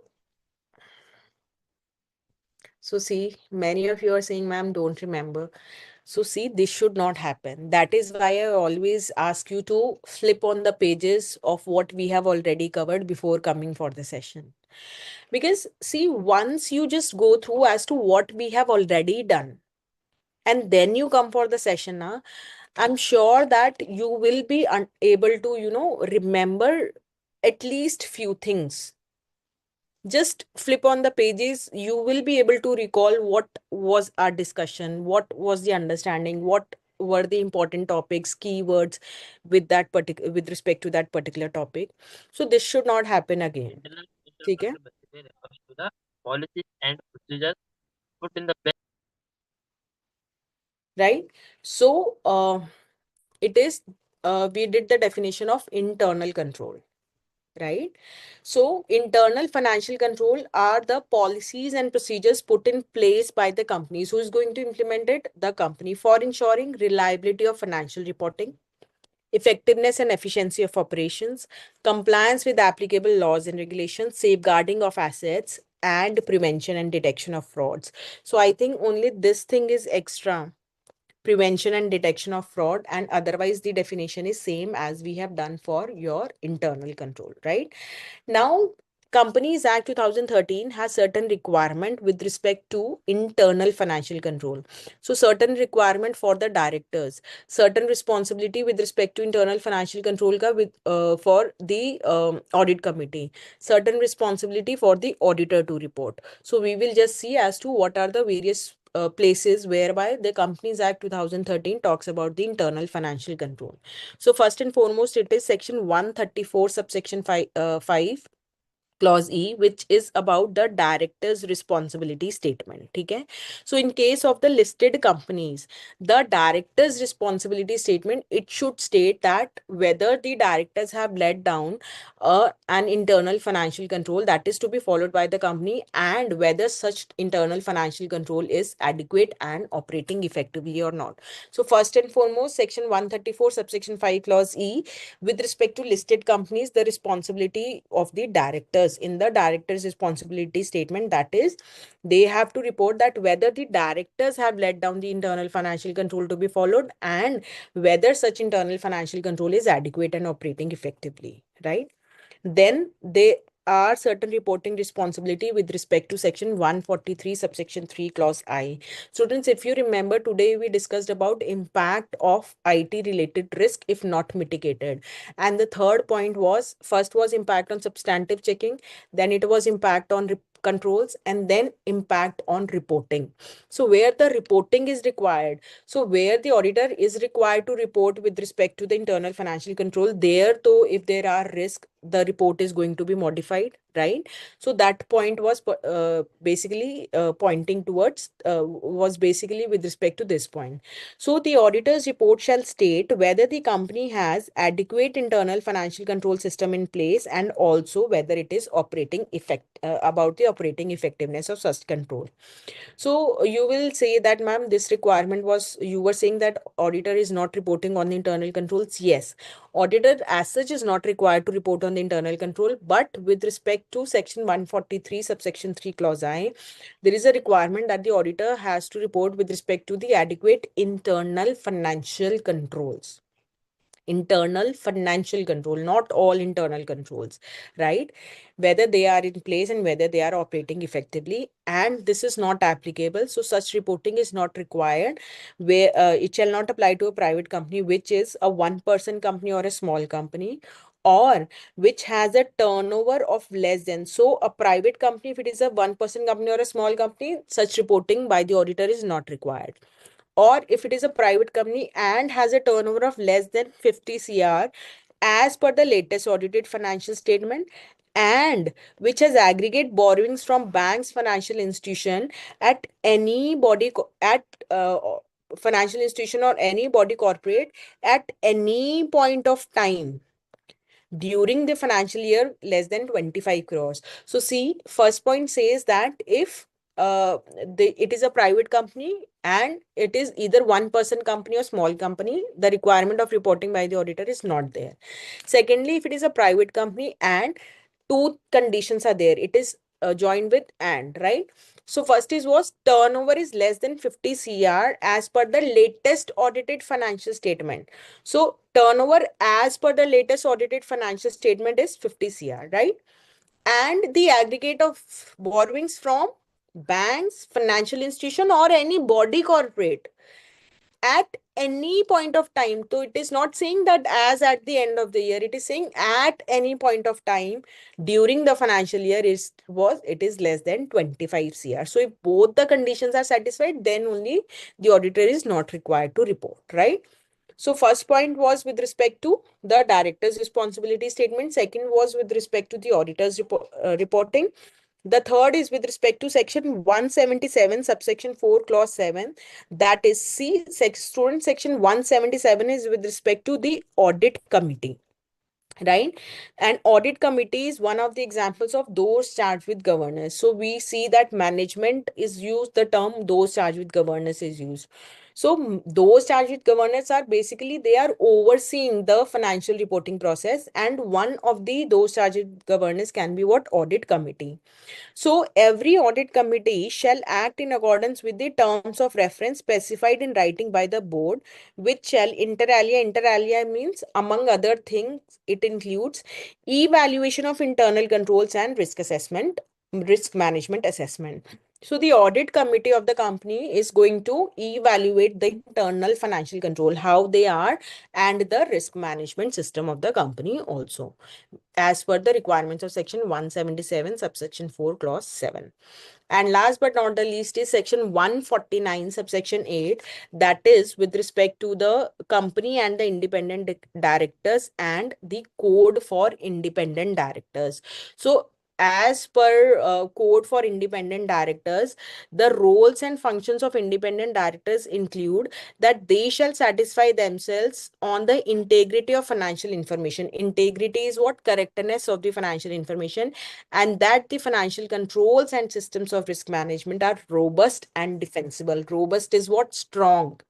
Defensible is what? They are able to, prevent or defend the frauds, errors, or for the purpose for which they have been implemented, they are able to do that. So section 149 subsection 8 is with respect to the responsibility on the independent directors. That is, they have to abide by the provisions given in Schedule 4, which lays down the code for independent directors. Okay? And if you just have a look at this paragraph, it basically says that the directors and the management, they are responsible for implementing and maintaining an effective internal control framework. So what is the responsibility of the auditor? The auditor are expected to evaluate, validate, report on the design, operating effectiveness of internal financial control. And where is that requirement? The reporting is required. Section 144, Section 143, subsection 3, clause I of the Companies Act 2013. I hope it is clear now. So this is very important. So basically it is the internal financial control as per your Companies Act 2013. Okay. So I hope this topic is clear. Now the next topic, which is very simple. See, so in this chapter, we have read about the various kinds of risk, the understanding about the entity, its environment, the risk assessment procedures, the risk of material misstatement, the auditor assesses, what were the risk identified, right? So now the next topic is what all the auditor is going to document when he's documenting the risk. So whatever we have studied, the auditor is going to document that. So I have told you about this earlier also, that documentation of each and everything that the auditor is going to do is there. Otherwise, there is a separate SC 230 that we are going to study in chapter number 6. But with respect to this documentation of risk, the auditor shall document what all thing? The discussion among the engagement team and the significant decisions reached. So if there were certain discussions among the engagement team and certain significant decisions were reached, those will be documented. The key elements of understanding obtained regarding each aspect of entity, its environment, internal control components, source of information from which the understanding was obtained, and the risk assessment procedures performed. So basically, whatever you have studied in this chapter, essay 315, this is basically talking about essay 315 ka. Okay. Then the identified and assess risk of material misstatement at both the level. This is also again your essay 315. Then the risk identified and related controls about which auditor has obtained an understanding, right? So because this topic is about what? The risks, है ना? So whatever you have studied about risk in this chapter, the discussions, the engagement between among the engagement team, the significant decisions, the key elements of understanding with respect to the entity, its environment, internal control, sources of information, understanding risk assessment procedures, the identified and assessed risk of material misstatement at the financial statement level and resolution level, and the risks that were identified. And see, whenever risk is identified, auditor also considers what can go wrong, that is the related control. So that understanding also clear. Now with respect to last topic, which is assess and report audit findings. So students, when we were discussing this table, I told you that this point I'll be discussing later on, this point, reporting wala point, this thing. Okay, so now we'll be discussing about internal control memos and everything. So just a minute. So this topic, that is paragraph number 15, given on your page number 3.65. So it is a very simple topic. It basically says that, so when the auditor has obtained an understanding about the entity, its environment, the IT environment also, the IT controls also.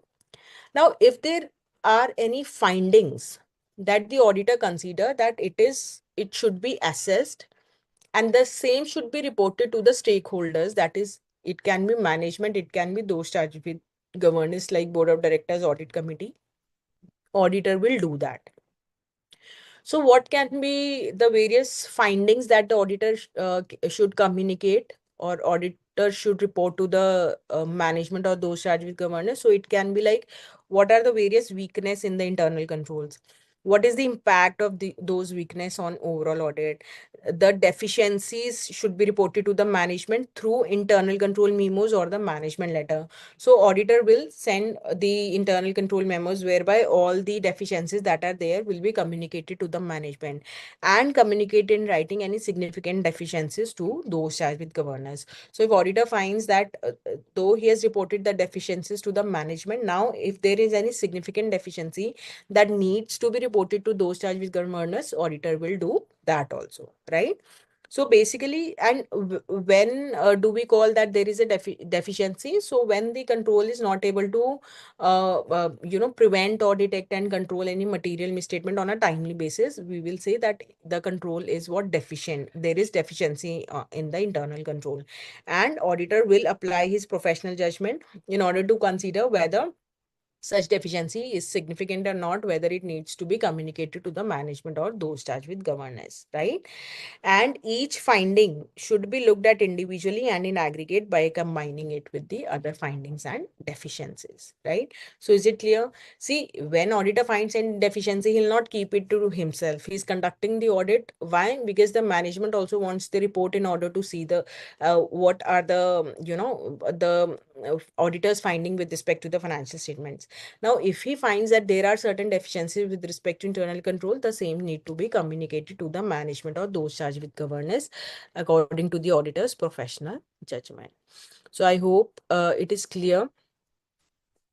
So Mahalakshmi saying, ma'am, do we have to remember the section? So students, I'll repeat this thing that I always tell you, that learning of the section numbers, the essay names, the essay numbers, if you are able to learn them and write the correct numbers and names in the examination, you should do that.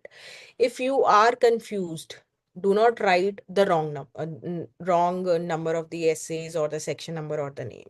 Okay? So write, you should write if you remember them properly. And yes, you should try to remember them.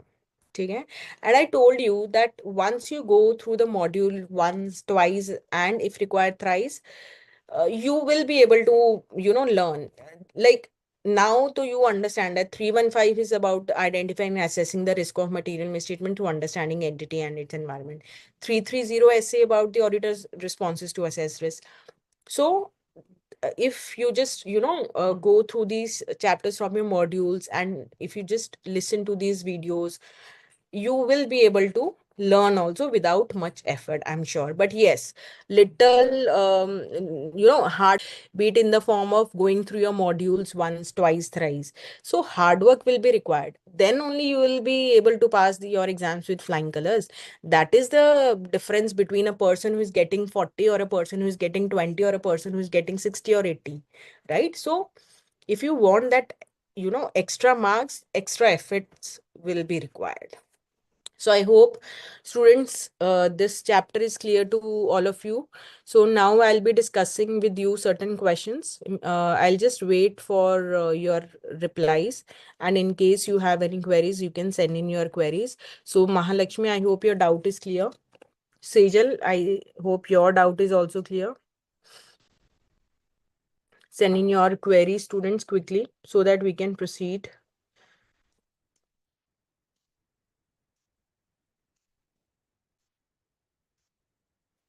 Sejal, you may rejoin the class. Maybe it was by mistake. You may just rejoin the class. So let me just share the questions with you. Just a minute. So students, I hope you all are enjoying these sessions and enjoying, say, it will be better if you take advantage of these sessions. Take full advantage of these sessions. Just a minute. I'll just share the file with you.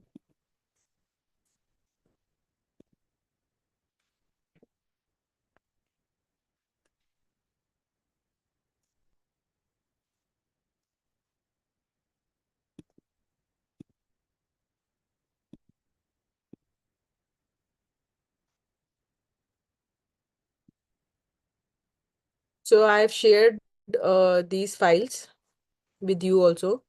So let us first discuss the MCQs. Just a minute.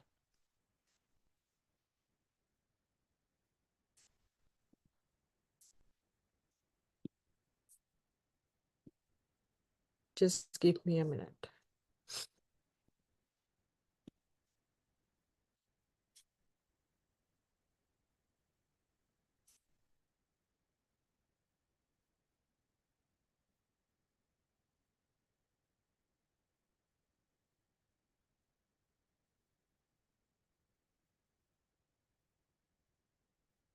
So Tanvi is saying, ma'am, when you explain, I understand every concept, but when I go through the module, I find it difficult. What can I do? See, Tanvi, see, this is a new subject for you, right? So once your understanding is clear, you can, like, if you're going through the module and if you are, stuck somewhere, you can always refer to the videos, right? And apart from this, just try to recall as to what discussion we have had during the session with respect to that particular topic. Whenever I give you some examples in the class, just try to, just write the example, like mobile industry example, I always give, traveling vouchers example, I always give. So just try to write small words there so that you are able to recall at the time of going through the module. And one more thing, so she's saying that she's not able to, she find it difficult to understand from the module, though she have understood in the class. This happens when there is a gap between our session and the reading that you give to the module. So I always tell you that after the session ends, like it will end by 5. So today you have enough time. You can just give a reading to your the topics that we cover.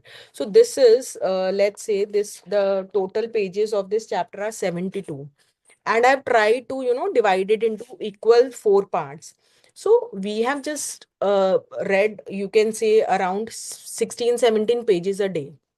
Reading 16, 17 pages after the session is is going to take just your 30 to 40 minutes. And why reading today is important? Because today you will be able to recall as to what examples we have understood, or we have discussed in the class, and your understanding is fresh today. So if you just go through the module today itself, I'm sure, whose doubt was it? uh, Let me just have a look. I'm sure, Tanvi, your this query will be resolved. That you are saying that understanding in session is there, but when you go through the module, it is not there, because the time gap between the discussion we have during the sessions and the first reading that you give to the module, I think that is more. So try to read, go through the module today itself and start it from today only. So the topic that we have covered, automated environment, I've repeated that topic again and again, that this is the first topic, this is the second topic, so as to avoid any confusion, right? So try to read it today itself, and then in the next session tell me whether it has helped you or not, right?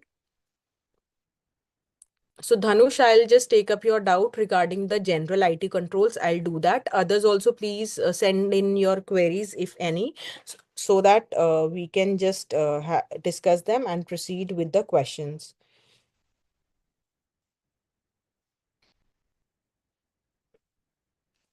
ठीक है? So let me just share.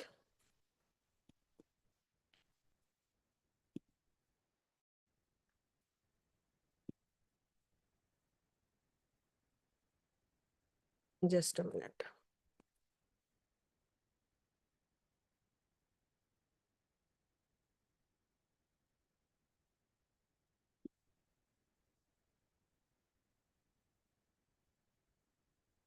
So just Dhanush, I'll take up your query. Just do these MCQs.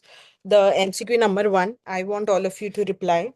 And I have also uploaded the answer sheets wherein, with respect to the MCQ, the correct options are given in that answer sheet. And with respect to the descriptive type question, I have referred to the page number of your module. So that is going to help you while you will check your answer, and try to first answer the questions on your own. Okay, then refer to that answer sheet. So I need all of you to reply, to send me reply with respect to question number one. So dash refers to the difference between the amount, classification, presentation, or disclosure of a reported financial statement item and the amount, classification, presentation, disclosure that is required for the item.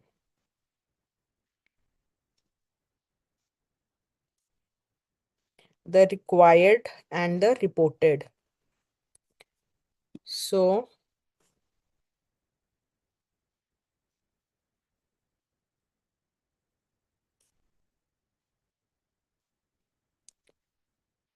and students, if you have any doubt, you can always unmute yourself and ask the doubts. Okay.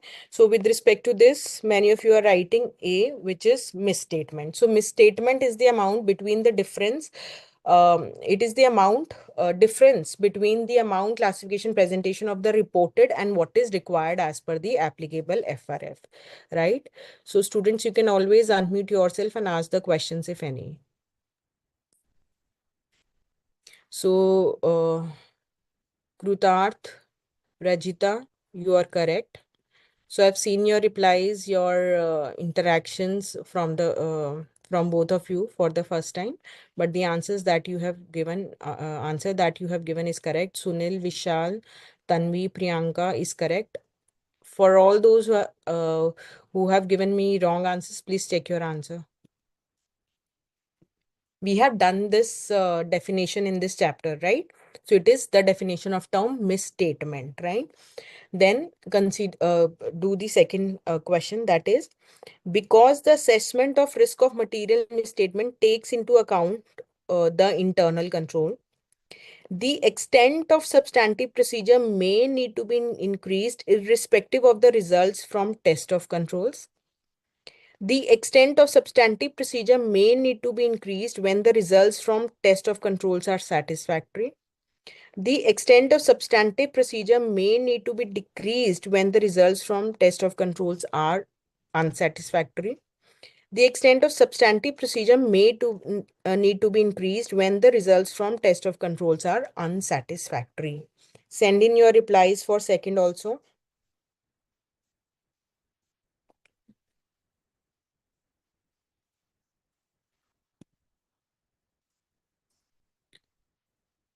So Prem, Dhanush, Tanvi, Sunil, correct. So see, it says that since risk of material misstatement, so the assessment of risk of material misstatement is what? It is a function of inherent risk and controlled risk. right? So it is a function of what?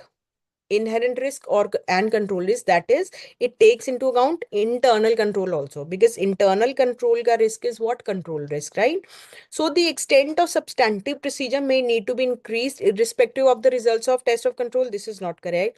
The extent of substantive procedure may need to be increased when the results are satisfactory. This is also not correct. Why?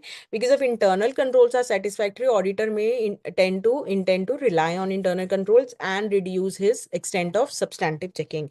The extent of substantive procedure may be decreased when the results are unsatisfactory. No, but yes, the answer is D. That is, the extent of substantive procedure may need to be increased when the results from test of control are unsatisfactory. That is, when auditor finds while assessing the risk of material misstatement that the controls are not effective, control risk is high, he may decide not to rely on internal control and increase his extent of checking of substantive or extent of procedure performance of substantive procedures.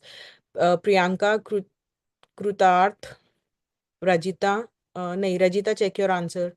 Sunil, Tanvi, all are correct. Rajita is saying D. ठीक है. The third MCQ. The assessment of risk of material misstatement is a matter of capable of precise measurement rather than matter of professional judgment. A matter of professional judgment rather than a matter capable of precise measurement. A matter of professional judgment as well as capable of being precise measurement sometimes. None of the above. So what should be your answer? Send in your replies.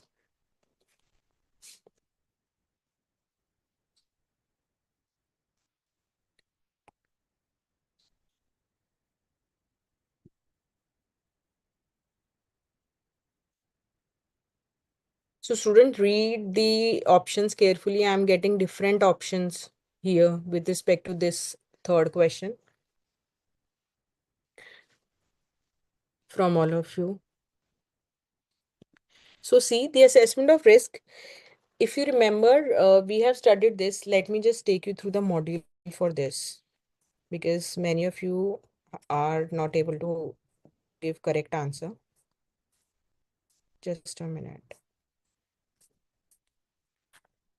So if you can just tell me the page number for all those who have answered it correctly.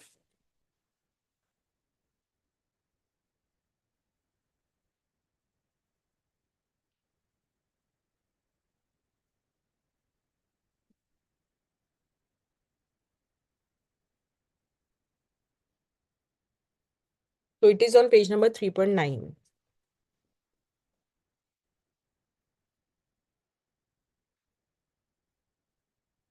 See, the assessment of risk is a matter of professional judgment rather than a matter capable of precise measurement. The distinguishing feature of the professional judgment expected of an auditor is that it is exercised by auditor whose training, knowledge, and experience have assisted in developing the necessary competencies to achieve reasonable judgments, right? So audit risk, it is a function of risk of material misstatement and detection risk. And the assessment of risk is based on the audit procedures that the auditor obtains, right? Performs, right? And the audit evidence he obtains. So such assessment of risk is a matter of it is a matter of professional judgment of the auditor and not a matter capable of precise judgment. So you cannot just measure it that 10 is the risk or 20 is the risk. It is a matter of what? Professional judgment. Is it clear? Right? So let me just take you back to that sheet. So the answer is what? C. A matter of profession. Sorry, the answer is B. A matter of professional judgment, rather a matter capable of precise measurement. So the answer to C is what? B. Third question is what? B. Is it clear? Rajita is saying yeah. Rajita is saying B. Tanvi saying yes, clear. So Mohammed, is it clear now? Jayendra, is it clear? Tanvi, is it clear? Rihanna, is it clear? Sunil, is it clear now? Mahalakshmi, Dhanush, tell me now, is it clear? Send in your quick reply so that we can proceed further. Rihanna Mahalakshmi saying yes, Dhanush saying yes, Tanvi saying yes.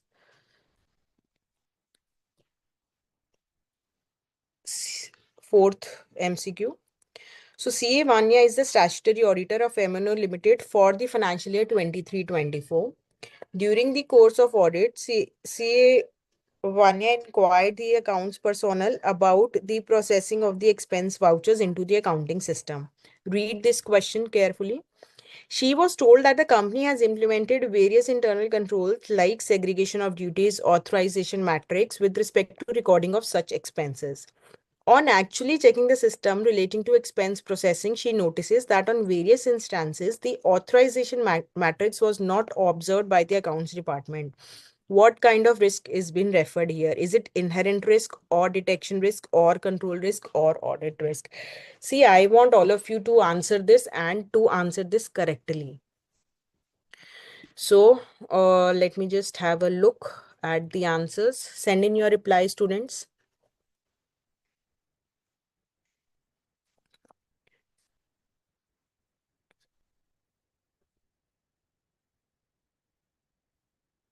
So, Meenu, send in your reply with respect to question number 4.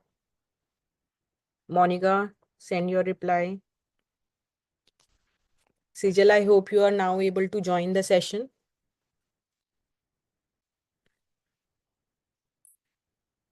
So just write 4 and then the answer. So Sunil is correct.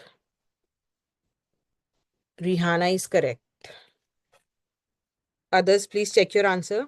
See, it says that certain controls have been implemented. Certain controls have been implemented, right? And such controls have not been um, they have not been observed by the accounts department. So it is talking about what? The control risk. Is it clear? The risk that the internal control implemented by the organization will not be able to prevent or detect and control and correct the material misstatement on timely basis is what your control risk. So Dhanush is correct. Vishal, check your answer. Why are you writing inherent risk?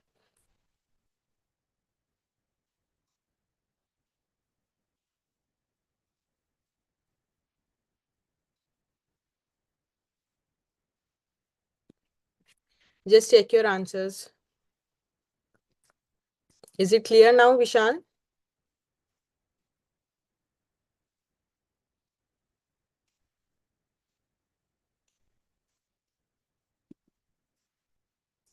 ठीक है. Now the last one. Dash is usually issued to the client and the client is requested to get it filled by the concerned executives and employees. Is it ICQ internal control questionnaire or the checklist or the flowchart or the narrative record? So I'll just remove the tick. You will get confused.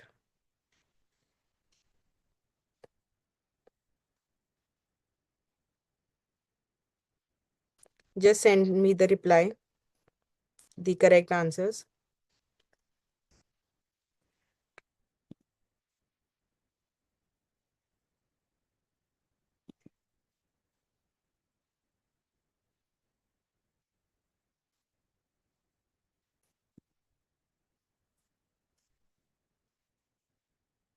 So the answer is C. It is mentioned that, just a minute, that the client is requested to get it filled by the concerned executives or the employees. So please, if you are confused, refer to the definition of ICQ and checklist that we have covered. I'll just tell you the page numbers, but please don't send the wrong answers now. We have had a good discussion with respect to all these topics. This is with respect to evaluation of internal control, ICQ and checklist given on page number 3.47.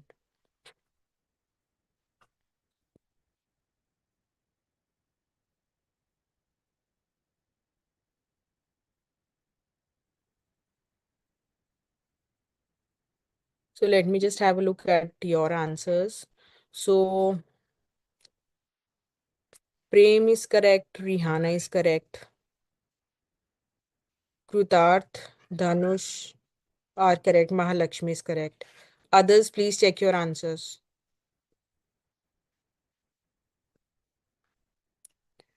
Dhanush, why have you changed your answer now? So see, it mentions that dash is usually issued to the client, and the client is requested to get it filled by the concerned executive or the employees. So it is what? It is internal control questionnaire, because checklist में तो the audit team is required to take as to whether they have done that audit procedure, as to whether they have collected that document or not. In ICQ, the client is required to get it filled by the concerned executive. So I hope it is clear. So for all those who are sending me C flow chart, how it can be C? Why are you writing C? See, student, this is such an easy question. The only thing you have to see is whether who is required to fill it. In the question, it is specifically mentioned that the client is going to fill it. So now the answer C has been removed. Chalo, that is good. Uh, for all those who are writing B, I hope it is clear to all of you now. Okay. And Dhanush, what was your query? I'll just take up that query before starting with the descriptive questions. Just send your query again. What was that? You have asked me to repeat something. I'll do that. But what was that topic? I just forgot. And others also, please, if you have any query, you can just unmute yourself and just we can discuss the queries, if any. So it was with respect to the general IT control. These four control: data center, network operations, program change, access security, and application system control. So Dhanush, you want me to discuss all these 4 points again or any particular point? Please specify. Please specify.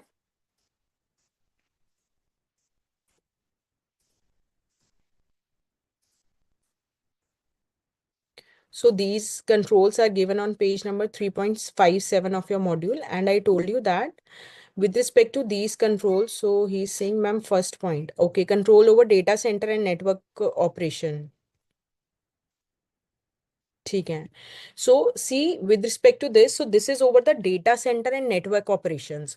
So first and foremost, the production system, that is from where we are getting the financial reports, they are able to meet the financial reporting objective. This is common with respect to all 4 points, right? Now, just look at the term data center network operation. So overall management of the operation activities, right? Activities can be in the form of jobs. So preparing, scheduling, executing of jobs, right? Then with respect to each job, there should be certain backup. So monitoring, storage, and retention of backups, right? And then the monitoring of such operations, and it shall also include BCP and DRP, that is the business continuity plan and the disaster recovery plan. So when we talk about general IT control and specifically with respect to control over data center and network operation, it is going to take care with respect to all these activities pertaining to the IT system. So is it clear? Whose doubt was it? Dhanush, is it clear now? Is it clear? So students, I hope all of your doubts are clear. If anything is left, so we have given 4 sessions to this entire chapter, which is a very important chapter, chapter number 3, risk assessment and internal control. In case you still have any query, you can always send in your queries. We will be meeting for chapter number 4, but as I always tell you that before coming for the next session, you should have gone through what have already been done in your earlier sessions. So in case you have your queries, we can always discuss. And that's it from my side. Over to you, Tanya ma'am. Thank you, Nancy ma'am, for the wonderful session. And I hope students you are getting benefit from these LVC lectures. And as Nancy ma'am already told that please be prepared in advance, and whatever Nancy ma'am is teaching you in respective class, make sure to revise it till the next class. And it is always advisable to prepare your handwritten notes for the last minute revision. As you already know, that we get only 1.5 day for before examination. So prepare your handwritten notes so that you don't get worried in your examination. And our next, if you have any query, you can ask in next session in Nancy ma'am also, or you can ask us through BOS knowledge. Wait for it. You can ask through mobile app through ask your query feature also. And as we see that today also we found some indiscipline in our sessions. Some students join Indiscipline in our someone is sharing, please stop the sharing. Student you join are using our names and then delete the members, so please don't do this. If you do this again, we will remove you from all the LVC lectures in forward. So please make sure to maintain the discipline and maintain the decorum of the classes, and please make maximum benefit from these lectures. I would request you to please maintain the discipline. And Nancy ma'am, I request you to also to, if you find any difficulty in the lectures, please be share with us anytime. Yeah, sure, ma'am. I'll do that. Okay. Okay. Thank you so much. Thank you. Okay, thank you, ma'am. Thank you, Tanya, ma'am. Thank you. Thank you. Thank you, students, and please abide by the, the decorum. You should maintain the decorum in the sessions, right? These classes have been organized for your benefit, and if you resort to all these indisciplinary actions or like, what do you want? You will be removed from the classes. Then there will be no benefit for you, right? So you should maintain decorum, you should maintain discipline and make maximum use of these classes, because these are only and only for your advantage, right? And your listening to these sessions with the concentration is what is required, right? So believing that next time the same will not be repeated and you will maintain discipline in the sessions. So let us end this session and see you for chapter number 4 now. Thank you, Tanya ma'am.